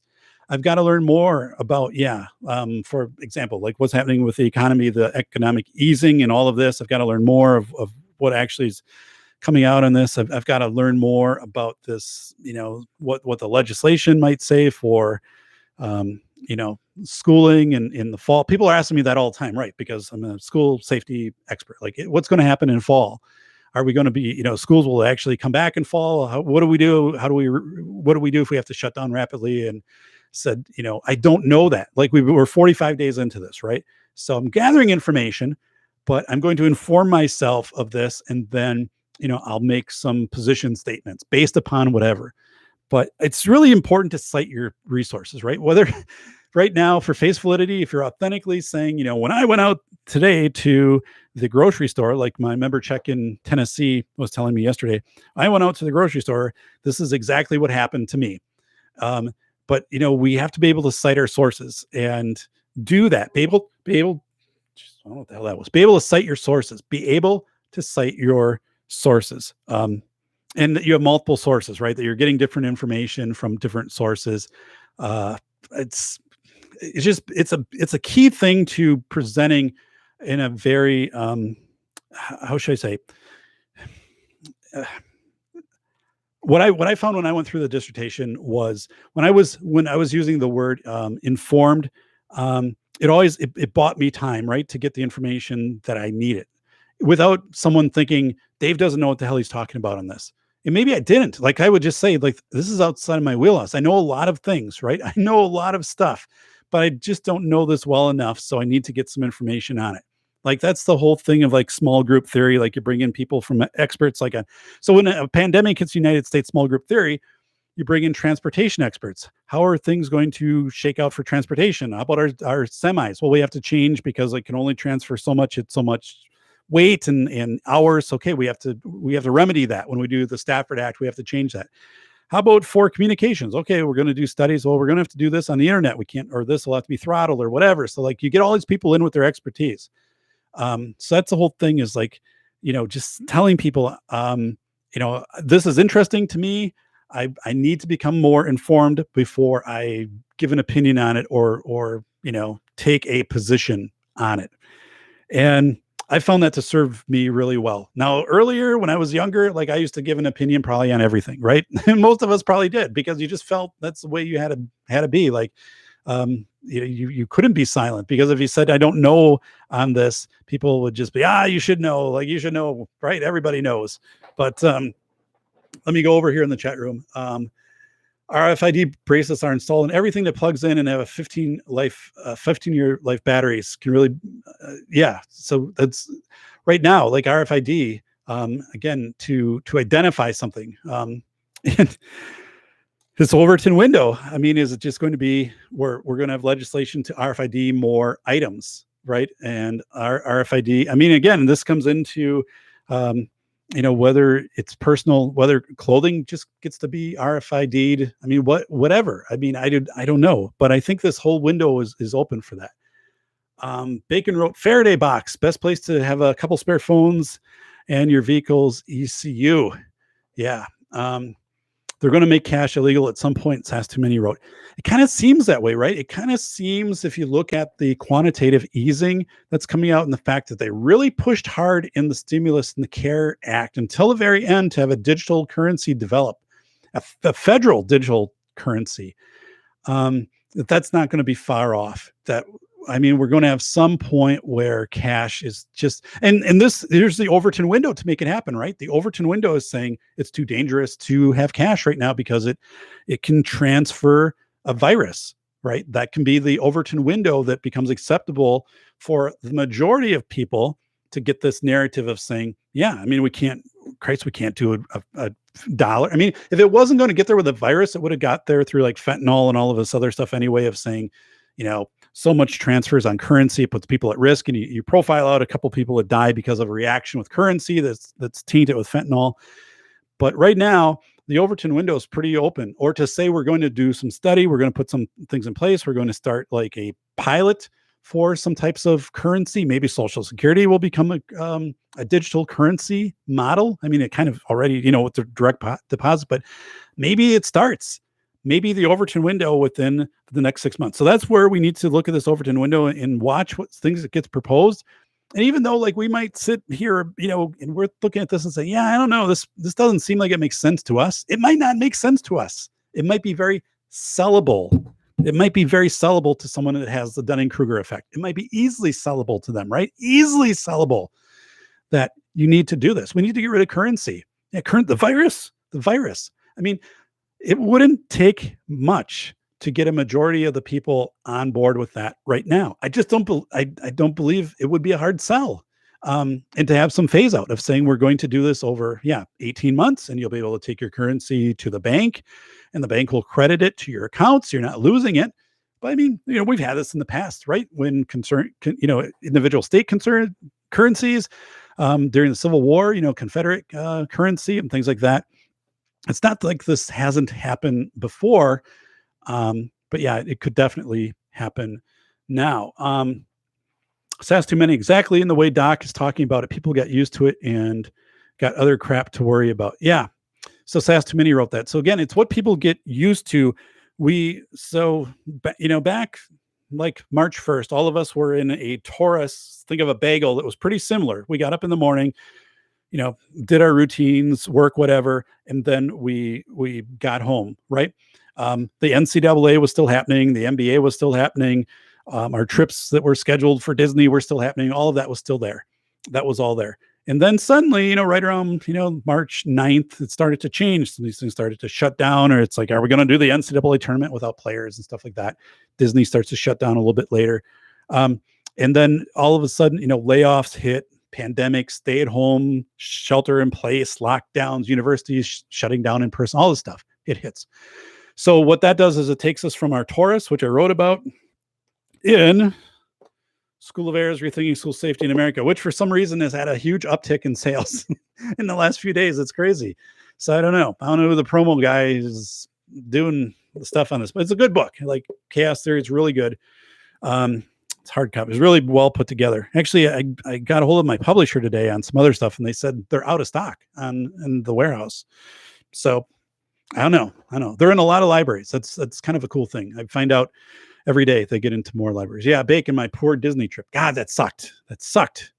We're supposed to go down to Disney on the 16th, and I'd love Disney Orlando. It's easy, right? Because everything is set up for you. The whole schedule. Disney's really accommodating. Get the wristband, the magic band, so you don't have to carry a wallet. You don't have to do cash transactions, right? It's kind of like it's digital currency. You buy all the stuff you need, and then you have your plans and your rides. Everything is all set up. But yeah. Anyway, so yeah, it's this knowing where we're at on this Overton window is really important, because and people are going to take advantage of this, right? People will take advantage of this Overton window now. Whether it becomes cashless currency, whether it becomes mandatory vaccines, RFID chipping, they might even this could be a marketing thing, right? You could market a cell phone and say it has enhanced GPS tracking ability to be an asset for you during the time of a pandemic. You could spin this as a positive. It all depends upon how you spin this, right? But again, the Overton window. And that's where right now, as in my consulting work, when I talk to people, they're still stuck in last year's Overton window, or actually like they're stuck in the Overton window of like February. And I'm like, no, like things have changed. Like the stuff that you thought was important in February, I guess it's kind of maybe it's still important now, but it's not going to be important to legislators and funding and all that. All of that's going to be focused on like, anything that has to do with pandemic, hospitals, stuff like that. Yeah. So are we going to see more funding? I don't know. Like this opens up a lot of questions. Are we going to see more or less funding for schools? I mean, since we've done virtual education, can an argument be made Overton window of saying maybe schools should have 50% of all instruction online? I mean, maybe that's the way that it should be. So are you going to see pushes toward that? Let me go over in the chat as we get kind of close to a wrap up here, but stick with it. If you haven't done a thumbs up already, please do it. I see 9 up there. That's awesome. I appreciate that. Again, just so to give a little background here, this is my American Giant hoodie. So these are made in America, and I have been debating whether or not to buy one for a while, because like I've got a couple old Carhartts, and they've just given up the ghost. Like these things has been washed so many times, there's nothing left to it. But these aren't cheap. So I ordered one, and it's awesome. It's really cool. So I'm wearing it tonight. And the reason I'm wearing it is because it's cold. It's only 60 degrees down here in the North Star recording studio. I got my Packers shirt on underneath here, Green Bay Packers, just because, they're drafting. It looks like they drafted Aaron Rodgers, a replacement heir apparent, but I don't really care. I went to the games in the 90s. I watch them on TV now. Like, who these stadiums, that's going to be just a mess in fall. See who's going to come back. Going through the chat room, Sass Too Many wrote, "We are the lab rats." Laugh out loud. Yeah, and the thing, Sass, the thing with that is we know it. Like it, I know it. Like the people in the chat, Brian Bacon, we know it. We know this, and I think that's really a hard part. John Steele from Seattle is now joining us. John, welcome. Seattle, Washington, home of the Seattle Supersonics. So John Steele, which was one of the best podcasts I ever did. I had John on as a guest, and he talked about doing some detective and pseudo detective work early in his career, and it was absolutely fascinating. It's a tremendous show of how to get information basically through non-traditional channels, right? That was very effective. One was using a TTY line, or the deaf communication line. If you're calling into a courthouse, you're calling in to get some information, and by phone, typical phone, you wouldn't get it. If you're using a TTY line, you're saying, that was quite a way to get some information. But yeah, let's go. Sass Too Many wrote, "They don't care about our security." Yeah, it's a locus of control too. Like I'm convinced that nobody really cares at an individual level, probably, for any of us, right? Outside of our parents or a spouse. But yeah, we're pretty much on our own. We're just a number. But at that point, if we're aware of what's happening, if we're aware of Dunning-Kruger, of where that's affecting us, affecting people around us, the curse of knowledge, kind of Aaron Clary's book, Curse the High IQ. You can check that out on Amazon. And shout out to our friend Aaron Clary here. But this Overton window, understanding these things, it really helps you. It helps you out. Sass Too Many wrote, yes, only capitalists will sell you the bars to your cage. Yeah, I can't. It's just crazy. I mean, it's absolutely nuts to think that we have gone up. But a little over $3 trillion in stimulus money right now, and it's going to increase, right? But it's like, just in the last 45 days, that's more than $30,000 per every person every citizen in the United States. $30,000 that has to be repaid at some time. So, do we hit the hyperinflation? I mean, are these things that we have to start watching for? Like I said, I'm starting to look at things like Craigslist. Craigslist just had a huge, people are flooding things, any price I can get. That was like 3 weeks ago. And now that's kind of leveled out. I think the stimulus checks have come in. People have made their, rent payments and stuff like that. Although like the environment, we're still in lockdown. Like a lot of businesses aren't open and stuff like that. Let's see here. The bit, they should bring back the Sonics. Yeah, the Seattle Supersonics were awesome, right? Seattle Mariners, Seattle Seahawks with our good friend Russell Wilson. Russell Wilson and I were in the same program down at UW-Madison when I was completing my PhD down there. So Russ and I were classmates down at UW-Madison, which he's a pretty cool dude, but like I didn't really know him. So like to say like you were in a class, with like Russell Wilson, I mean, it's cool, but it's not like, I don't have him on speed dial or the other way around. So Bacon wrote, don't forget anyone with a work social security number. Yeah. John wrote, John Steele, one of the dangers in modern society is the institutionalized atomization. We need larger networks of capable friends. So John wrote, basically the network of capable friends, that's Face Validity, right? That's our Face Validity network. I've talked about that in a couple podcasts ago. So if you go back, I don't know, in ones I did in March, but Face Validity, I really beefed up my network. I every day I was getting a hold of, like Brian in New York. I'm getting a hold of people all over the country and all over the world. My friend up in, Edmonton. And I'd be like, what's happening? What's happening when you go outside today? Like, what is actually happening? So they'd be like, this is this and the whatever. I mean, it got to be like anything from somebody's outside with a leaf blower. There's like a group of guys with leaf blowers cleaning out a yard. Okay, like, well, that's good to know because like then that hasn't been shut down by whatever. And, people are standing further away from other places. Or we've noticed now the parks are all roped off with the yellow tape and stuff like that. Grocery stores are requiring masks, whatever it was. But it was a good way to get grounded, Face Validity, through capable friends that weren't going to go off the deep end and tell you some crazy story. Like I had some friends that were doing that. Like they're telling me stuff that was happening that really wasn't happening. The borders are shut down between the states. Like you can't get through and the counties are going to go individual and shut down. I'm like, well, that doesn't even sound feasible. Right. And also, like Rob says, from Masculine Geek, Rob says, posted a picture of a testing site, a drive-through testing site for COVID-19 from like yesterday. And he said, there's nobody here. Like he took this picture, he posted it and he just said, there's nobody here. Right. Because we get to a point too, where, I talked about that early on and we might've had a live stream on it where that just didn't make sense at a big scale, like logistically to try to do that and I took a picture of my Walmart parking lot, or I did a little video and I'm like, it's hard enough to get in this thing on a good day. Could you imagine taking a quarter of it? You'd have a tent and trying to get some cars through here for testing. You'd never be able to do it. It is never like that's a Sophie's Choice, which is an interesting podcast I did too. Sophie's Choice is like, you have two bad options. Like, someone says you have, your mom or your dad, one of them has to die. You pick which one. That's a Sophie's Choice. I mean, there's no good decision on that, but, yeah, it's just crazy. So Red Crusader is at episode 78. Let me just hang with me here. Dun, dun, dun, dun, dun, dun, dun, dun, dun, dun, dun, dun, dun, dun, dun.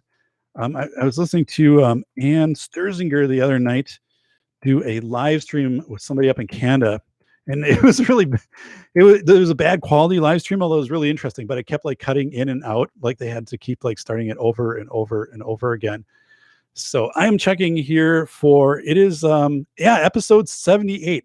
Let me do the linkaroo. This is where it's going to get nice when I get more followers. I build up more followers for the show right there. So yeah, it's Safety Doc Podcast 78, John Steele. It's a terrific episode again to that we John and I recorded that back on what the hell here. Don't be this way.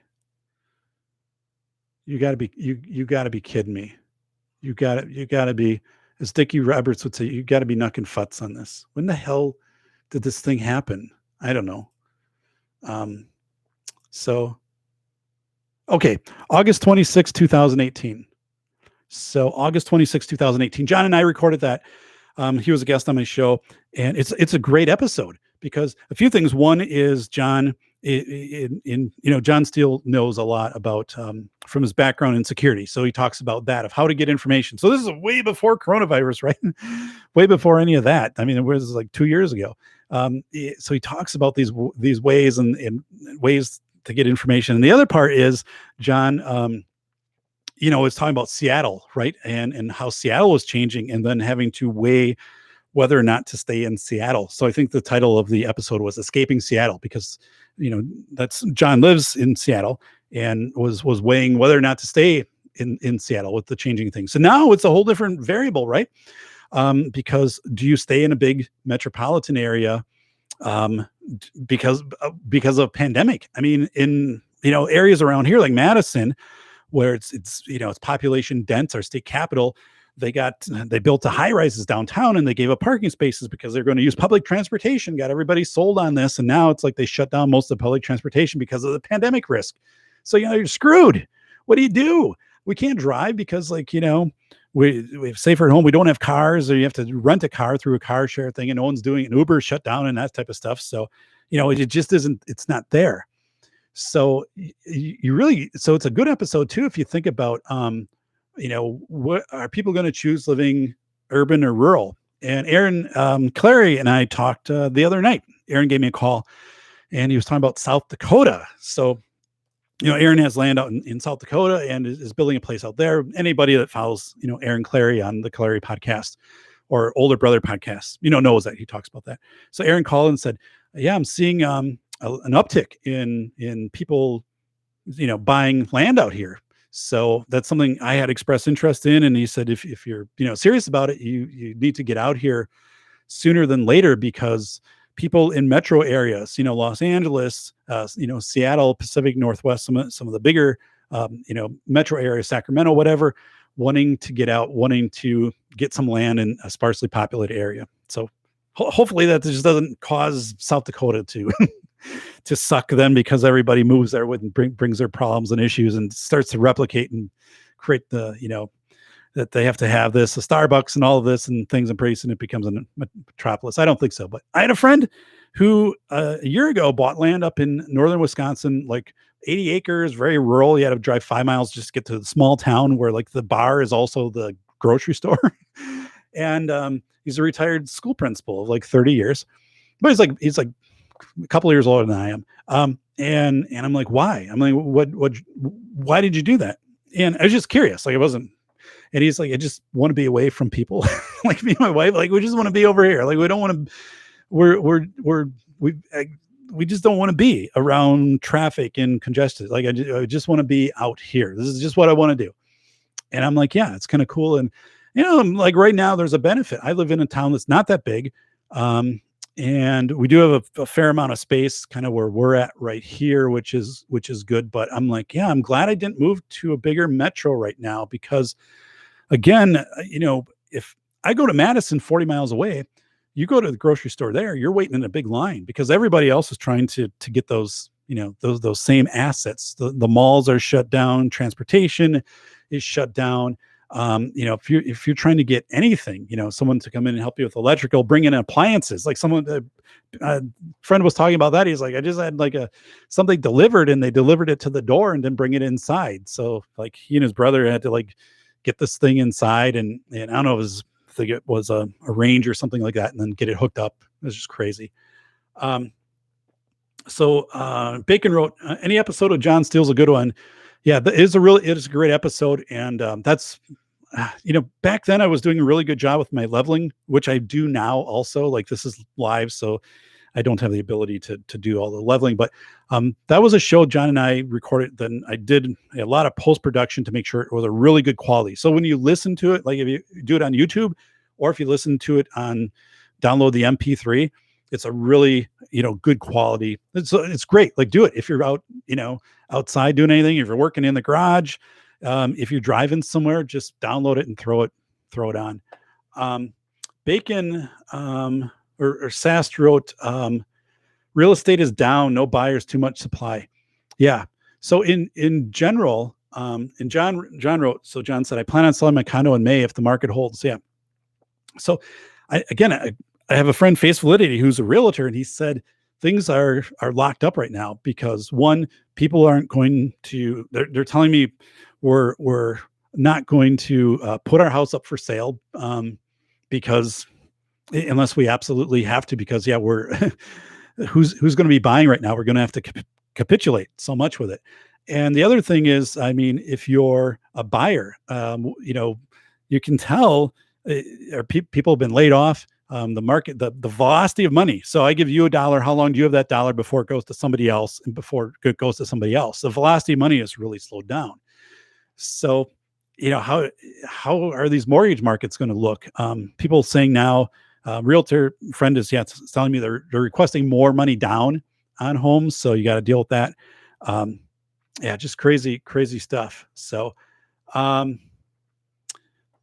Red Crusader and bringing our city mindset. Yeah. If you come from the city and you set up, that's my friends in Texas. They've said the people who've come from, like Los Angeles and moved to Texas, that now they're starting to recreate the kind of mentality that they had, that they were escaping, right?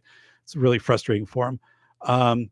John Steele wrote, I had won a solar prepper off-grid house, solar battery pack, and underground, 1,000 underground propane. Yeah, absolutely. Right.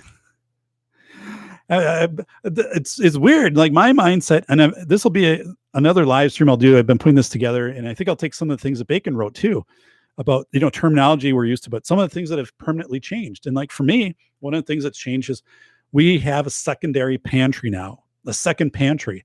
And we never had one before. I'm 48 years old. We never had one before. And now we do. I mean, which is an additional maybe 3 to 4 weeks of food, depending if we rationed it out, in addition to whatever's in our main pantry upstairs and stuff like that. But I would have never done something like that. So that's a mindset, but that's also a member check too, of like talking to my member check friends around. They're doing the same things. So they're not saying, oh, Dave, you're kind of, you kind of gone over the deep side on that. I mean, I don't have like another grocery store downstairs here, but we do have a very tactical supply of I mean, you don't know what would it take to interrupt, supply chains if something sparked up, or if there was some protest or whatever. I mean, I think we've seen, or what if there was, some change in government regulation on rationing for an amount of time. I don't know, but we've seen these Overton windows, these things shift really, really fast. So let me kind of wrap up what is in the chat room. So Red Crusader, West Ohio, super rural. Yeah. Actually, so you talked about West Ohio, Red Crusader. In northern was half of Wisconsin. If you draw a line right across the center, so kind of like from Green Bay to Eau Claire, everything that's north of that, that's extremely rural. And I talked about that in my PBS presentation for mental health providers to schools and communities. Like, there were just very few, like 37 psychiatrists in that whole area, northern part of the state. But yeah, a lot of these states, they're these super rural areas, huge patches that are rural. Even like California has a lot of areas which are very rural out of the cities. But SAS Too Many wrote 27 million people laid off in the US so far. Yeah. And the fact that these numbers aren't transferring over to the stock market. I mean, the stock market was up 200 points today. And, we're at 23,000. I know the stock market isn't the economy, but this is, to me, this is reflecting all of this federal money that's coming in that is propping up the market, because where else is, I mean, who's investing in the market? Like, who's doing that right now? Because most people don't have the money to do that. Retirement funds have been hammered.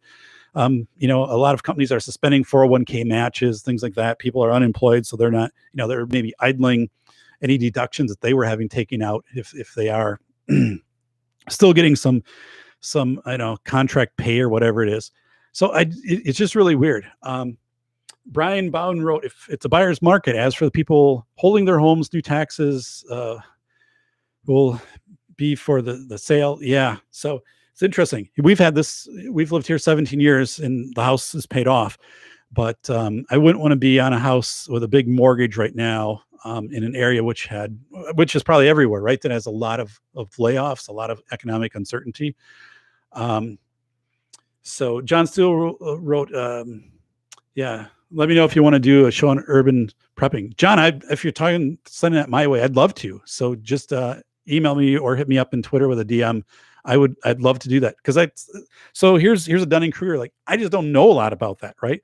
So I would tell someone, I'm bringing John on because John knows more about this, or we're going to research this together and come up with stuff. But, you know, we're going to have this discussion.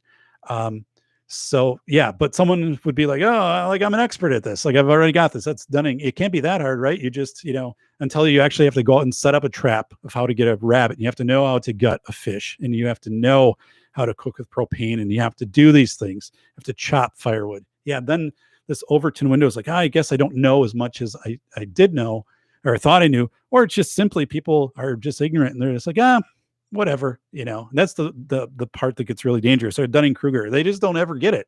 They just don't get it. It's like, you don't get what you don't know. You just don't understand it.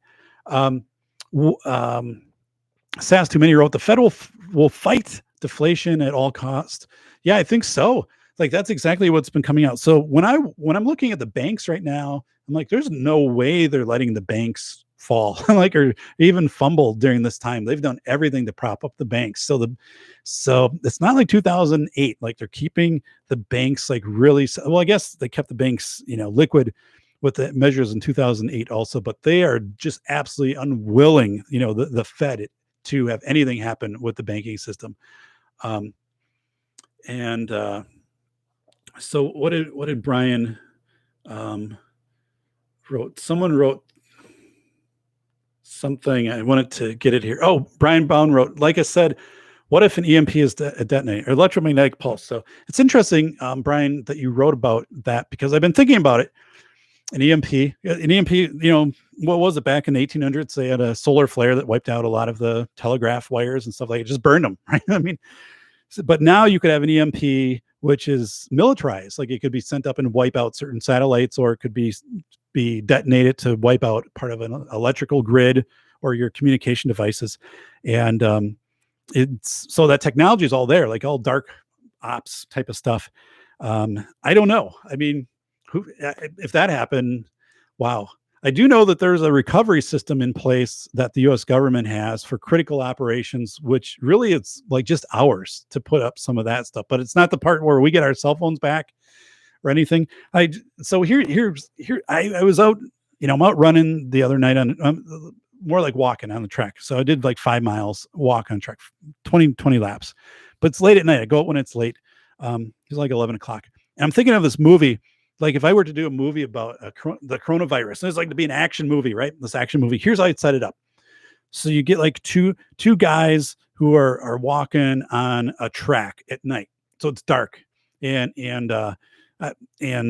basically they're friends. Like, they live in the same neighborhood or whatever. And one is in the first lane and one is like in the fifth lane. So in this whole concept is like, they're talking about, yeah, you know, we have to social distance here in case, you know, law enforcement sees this. And it's basically about, again, coronavirus.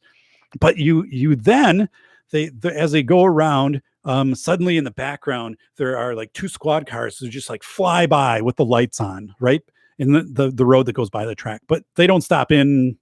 They're not checking on you. They just go, but no siren. They just have the lights. You're kind of like, God, that's weird. And then suddenly everybody gets the, you know, when your phone buzzes when there's a tornado warning or that national government alert, like from the president, right? And, we got one when we had the escaped convicts last week. All of our phones buzzed around here. Yeah, escaped prisoners from the maximum security prison. Lock your house. But so anyway, these two dudes are on a track, and then their phones just light up and buzz, right? And it goes, and it's like a hostile military action, seek shelter at once or something. And then they're like, what does this mean? And then like 2 seconds later, there's just this kind of like brrr, and all of the lights go out in the town, and then their phones die. Like that was the EMP, but they didn't know it, right? And then to make the story even better, right? The one guy, his name is like Roy or something, and he starts to walk a few more feet, go like, oh my God, what should we do? And then like Roy collapses, and you find out later like that Roy had like a implant, like a pacemaker, and like it got shorted out by the EMP, and so Roy like dies like right there. And this other guy like runs to his house, and he like tells his family, and they can't get any information, right? They have no idea. They can't get on the net. Everything's burned out. So like the next morning, so this whole movie, this scene, like these first 5 minutes, and I'm like, I've been watching The Sum of All Fears a lot, which I love. But so anyway, these people, like from the city show up in some vehicle that survived an EMP. Some of the stuff's been hardened, right? I've read like a lot of the new satellites are EMP hardened, whatever that means, whatever degree that protect us. But, and they give up like a piece of paper, and they drop it off at the end of a street, a couple pieces of paper. It's the same thing, but it's like, here's what we know. Like, there was an EMP pulse. You're not going to have your phone. You're not going to have electrical eat up your foods. Don't come to us. Like there's no way to contact us. We'll give you an update. In a couple days, we'll drop something else off. And basically you're on your own. But wouldn't that be like a crazy story? Like, wouldn't that be a movie that, people would watch it? So yeah, I'm going through and I'm crafting this whole crazy movie scene in my mind. And initially, the first like 2 minutes of the thing, these guys are on the track and they're kind of just talking about what if, and how weird this is. So you get this whole background, and then suddenly, boom, and it's out of the blue. Like you don't expect this EMP pulse to hit. And then also, so yeah, the phones buzz initially because like the government realizes there's going to be this imminent EMP attack, or like that it's already hit like the first stage. Your phones buzz, and then a couple seconds later, the siren, the air raid goes off in the town, because that's always an eerie sound. Like in the movie 1980 or the day after 1983, like when they did the air raid sirens before the bombing, the nuclear bombing. So that siren starts all these guys, and then all of a sudden the EMP, and then boom, sirens stop, their phones go dead. Roy dies. Hell of a story, right? Let's check. Juan Cabrera, as of tomorrow, my pay, or Sass Too Many wrote to Juan, as of tomorrow, my pay is cut 26% until July. I'm still lucky. Oh my God, Sass, I'm sorry to hear that. Man, that sucks. You said you're still lucky to have, to have a job and position, but I talked about this too in one of the recent shows where the austerity measures, people have to be prepared that, you're going to have 20% cuts. And I've been sharing that in education. Again, I work with, new superintendents, clients all over the country, and said, plan for 20%. That's the numbers that I see coming out. Federal reduction, local reduction in funding and state income. And it's, and now it's starting to actually happen. These districts are like, oh my God, this will never happen, Dave. There's going to be a bailout for us. I'm like, there's not. You got to plan. You got to start having contingency plans to cut 20% out of your budget effective July 1st, which is a new cycle in, like government usually government contract employees. It's negotiated out through June 30th, and then July 1st is the new year on a contract. So yeah, I'm sorry to hear about that. Over there, Bacon comments at the goddamn Bacon. Bacon, you haven't invited me on the show, man. Please consider it.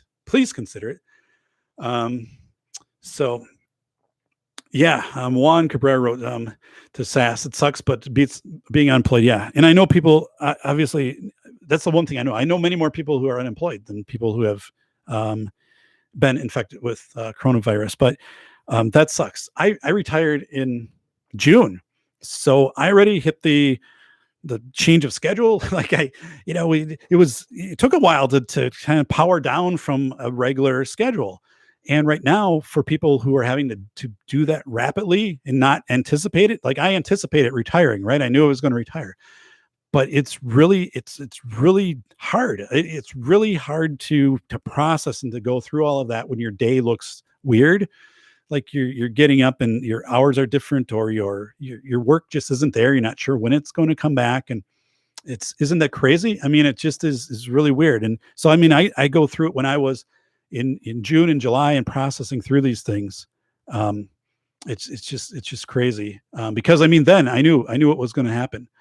Um, yeah, so, um, Red Crusader, the one scene where they have the fast cloud movement and the surreal music haunting for sure. Yeah, are you talking about? I don't know what you're referring to, but if you can. So, Bacon wrote, I've been saying this is a test run for an actual apocalypse for months now. So yeah, Bacon, I mean, I don't know, right? As Brian would say, is this a test run? What if there's something else that is imminent, like an EMP? I don't know, but what would we do? I mean, an EMP um, would set us back, because imagine your communication systems, everything that's your power grids, the ability for you to run your cars now, because I mean, your all of this stuff would be gone. Like, it'd be destroyed, your electronic systems. So how'd you recover? I mean, for me, I'm 48. It would be my lifetime. Like, by the time we got back to something, but so I was talking about this with someone, and they brought up and said, well, Tesla had an idea to, 100 years ago plus whatever, that you could send electricity, centralized and kind of like radiate it out. And, what you do if all of this got destroyed right through an EMP is you'd radiate out this Tesla type electricity, maybe, or you'd have centralized systems that would go up, and you'd have new phones, distributed to people or whatever, but everything would be wireless, right? Nothing would be wired. There'd be no electricity wires. Everything would be Wi-Fi, which would be greatly simplified, but it would be completely controlled, right? It would be all monitored. But this is this huge jump ahead. If you ever check out the article Idealized Design, if you just type it in, 1951 Bell Labs, the head of Bell Labs came in, got the engineers together, and he said, okay, all of the communication systems in the United States were destroyed last night. And everyone's like, no, they weren't. We know they weren't. And he's like, everything was destroyed. So conceptually, like, they had to get in the mindset, everything was destroyed. He said, you got 30 days, work in groups of 4. You got to figure out the phone system as you'd want it. So they came up, and then they figured out they went to a lab, Russell Aikoff. They went to university. They were making the calculator, the push button calculator. They're like, can we use this to type in the numbers instead of rotary dial? And there's like, yeah, that works. And then what else do we want? Well, wouldn't it be great when someone called you, if you knew who they were, like you could find that out? Yeah, caller ID. What if you weren't around and someone could leave a message? All right, like all of this stuff like came out of this. So maybe we're at this point where, if something does hit like that, there's going to be this massive, guess what? Power lines, that's all gone. Like, we're not going to redo that. Like, that's just not the way it's going to happen. This is the way it is, or battery technology. Nick Schulander, who was a mechanical engineering student, Nick Schulander was on a show, and he was talking about how, would it just make more sense to refine battery production, like to come up with batteries that lasted for 72 hours at a time or longer? Like, would that be what we would do if we had some big shifts right now? Will that actually happen because of coronavirus? Everybody's using laptops and more mobile devices. Are people going to be investing more into technology where 5 years from now, battery life is 10 times what it is today? And that's just a standard where you really don't need to, traditionally keep things plugged in and stuff like that anymore. Maybe these systems just evolve out of this. MON spells. Okay. Yeah. Moon spells. Okay. From Sass Too Many. So Red Crusader, you have a show, Bacon? Comments. Yeah. Bacon. Bacon has a lot of really insightful stuff. Bacon Maldito. I think it's, goddamnbacon.com, or is it stares at humanity? Anyway, Bacon is a member check. He's one of these people who stands outside and looks at how things are playing out and gives perspectives on it, and does really keen blogs, really has some intellectual stuff that I appreciate. I subscribe. I'm following it. I'm like, this makes me think in a good way. He's a sharp guy. Brian Bound wrote, always keep everything on the table, no matter how far-fetched it is. That's a good point, Brian. So it's part of chaos theory, right? I wrote about it in School of Errors. People have a tendency to narrow down their options right away. Like they don't even take inventory of their options. And you always have to be aware of all the options available to you. When I would work with people on crisis response, I'd say, okay, we're gonna go through a scenario, but I'm going to pause you at different points, and we're going to stop and just say, what are the options you have available to you now? And people initially, they think of like 2 or 3 options. And then after you do it for a while, they can pick out like 8 or 10 options that are all on the table. And there's this whole process where, we've just become efficient at trying to narrow down our options pretty fast as humans. But if you can keep more options on the table, especially during chaotic times, more options on the table, understand what your options are, keep them viable for as long as possible, you're just better off, right? You have more options to pick from. It. Simulated annealing is the whole thing I wrote about, which is a technical term. It's, again, it's a research book. It's really good. If you haven't got it, check it out, or check it out from the library.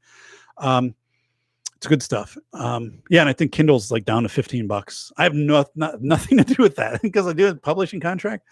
So one day the book, the 30s always stayed there on the hard copy, and it's worth 30 because it's a structurally well put together book. I mean, it's a good coffee table book. I mean, this is solid stuff, but the Kindle version is down to like $15, which is really good value. It's a good book. Diesel engines will be fine, Brian. Yeah, you're right, under an EMP. Bacon wrote, I'm working on the YouTubes. We'll contact you once we get it together. Good. Thanks, Bacon. But batteries would short out. Oh, God damn it. You're right, SAS too many. So yeah, we'd have to have batteries that wouldn't be EMP vulnerable. So right. All this stuff right now, that would have to be addressed. Isn't this Darwinism that dictates that enormous upheaval, great advances in society? It does, right? It does. I mean, it is. It is that the way to have this. And Scott Adams, who writes, or Dilbert, in the book Lose Your Thinking, if you follow yet Scott Adams, but Scott wrote about this early in the coronavirus stuff in March, and saying he believed this was going to be a time where we're just going to rocket forward as society, but there would be a fair number of people wouldn't be making that trip with us, right? They just wouldn't, they wouldn't adjust. But the ones that did, there was great opportunity in that. So yeah, I think I don't know. I mean, not to be elitist, or something, but I'll tell you, I still see some really just crazy, ignorant, weird stuff, or like people who should be battening down the hatches, or preparing for contingencies, just not doing that. Like, people going out and buying a new car on this 80-month credit or whatever, even though they don't have the money to do it, or they're already down to 50% on their job or something. And it's like, why? Well, because the manufacturer stopped making them. And this is, one person told me this, and they're like, you're not going to be able to get these soon because they won't be on the lot. I'm like, I think they'll be on the lot. And the people aren't buying these. Like, this is a really bad move for you to do this. But I guess, it's frustrating, right? It's frustrating when you see people that do things like that, because it's like, we're all in the same boat here, so don't screw it up for everybody else. But a Faraday cage, yeah, John Steele wrote, so might be worth brass lining your bug out bags. Yeah. And Bacon wrote, mine has several power packs in them. So, and I have just, remember guys, I still have the Anchor. This is the Anchor battery pack that I got before we went to Disney. This is one of 2. And this is the one that looks like a flattened stick of dynamite. So like, I actually wasn't going to take this one. Well, I was going to take it along. I wasn't going to take it out in the parking because it looks like a stick of dynamite, right? I don't know. It looks like some type of explosive. It's not, but this thing, the reason also that I've been doing this like the last 2-3 years of keeping a lot of different battery packs is, what if something happened, electrical goes out, or we have to go mobile for some reason, that we have these, or what if, we had to go to the hospital, and it's flooded, or some ancillary secondary site that's the hospital has because of pandemic or whatever, and they don't have charging stations, then I know I can at least keep my devices, going a little bit longer. But there's things, if you can just think one step ahead of kind of what everybody else will do, and just be careful about it. Sass Too Many wrote, well, if the entire Prussian model education system burns to the ground, I can die happy. So yeah, there's a really weird thing right now. Harvard is doing a conference, right, on why not to homeschool. But actually there's a split in Harvard. So Harvard Law is doing this anti-homeschooling conference, like virtual or whatever. But now there's another branch of Harvard, which is in the last 24 hours come out and said, we're doing a conference of saying why this conference is basically bullshit. Why, like, this is just, this positionality of these things is just absolutely crazy. But I think people start to get this because systems are changing, right? Virtual ed, my kids have been virtual ed here now for 6 weeks. And my daughter this morning, youngest one, we got the thing set up. She knows most of it, but we had to get her virtual classroom set up. There was a little glitch on that. And so her teacher's in there, but we've been doing things. And it's the way of the future though, right? It's the way that it needs to deliver. And yet in my state, $1.5 billion of school referendums were up, and like $1 billion passed in school referendums for all these new big buildings, which you're not going to need because you're not going to be having kids going 5 days a week, 8 hours a day to these buildings. It's just not going to happen. Just stupid stuff. So Juan Cabrera, should I buy a generator? Yeah, I'm not your guy to answer that. So I don't know. I don't have one. I probably should. Brian bounces. Yes. Yeah, I should. My brother has like many of them. I don't have a generator. I need to get one. I've also done that True Fuel, which it's canned and it lasts for like 2 to 3 years. TRUFUEL. Get it at Home Depot, but I use it in like my lawn care stuff and my snowblower because otherwise the carbs used to gum up. But I have a couple of friends that buy like a couple cases of that, and then if they for their generators, basically because it burns cleaner in the generators, and then also if they can store it, right? You don't have to keep refreshing gas because gas goes stale after a couple months.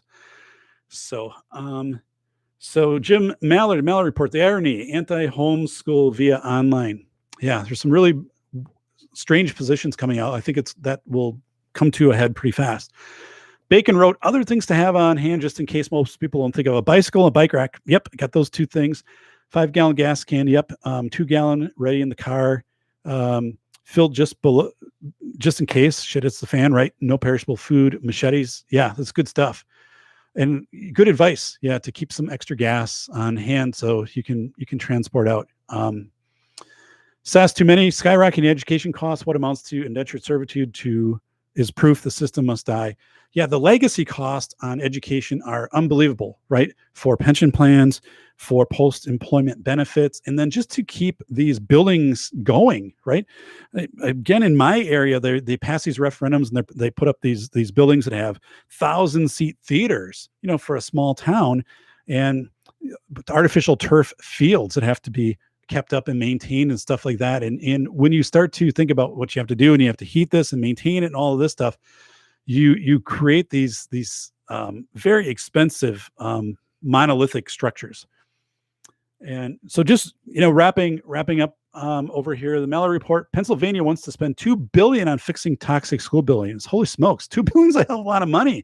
Well, where are you going to get that now? Like, where are you going to get $2 billion? And I get it, like buildings have lead and asbestos and all of that stuff. But the thing is, people, there's just no way. How are you going to tax people for this during the economy that we're in and the ripple effect that this will have out for years? So no. Red Crusader, don't forget solar. Yeah, it's a good thing. And Red Crusader, see the rest of you there. So yeah, I'm going to hop over to Nick August. Yeah, Nick, I'm going to hop off right now to Nick August. Check out Nick August.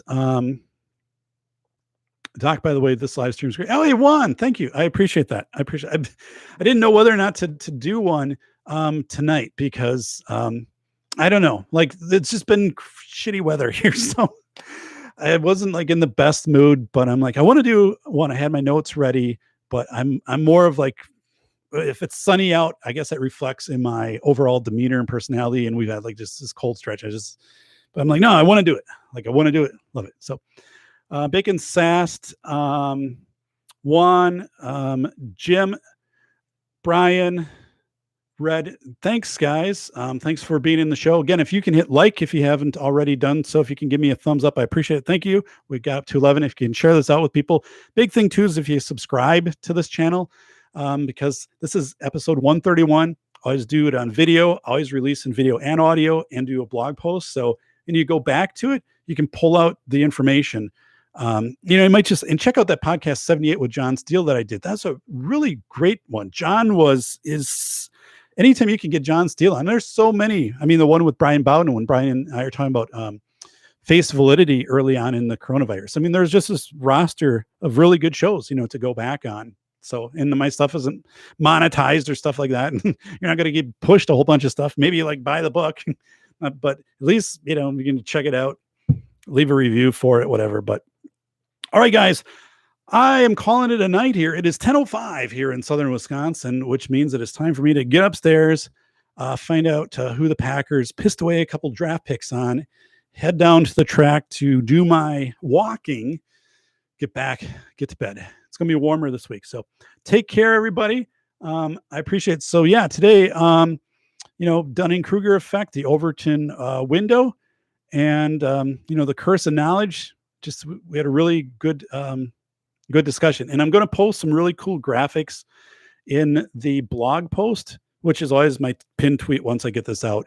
And they're pretty easy to digest, the ones that go with like the Overton window and the Dunning-Kruger effect. So, all right, everybody. Hey, take care. Check out Nick August. I think he's doing a live show right now, and I appreciate this, everybody. I'm aiming to try to get like a Thursday night schedule, maybe like 7:30 every Thursday night. So I'm close to nailing down an actual time. So it can be more routine. You're like, I don't know, is Doc going to go live today or not?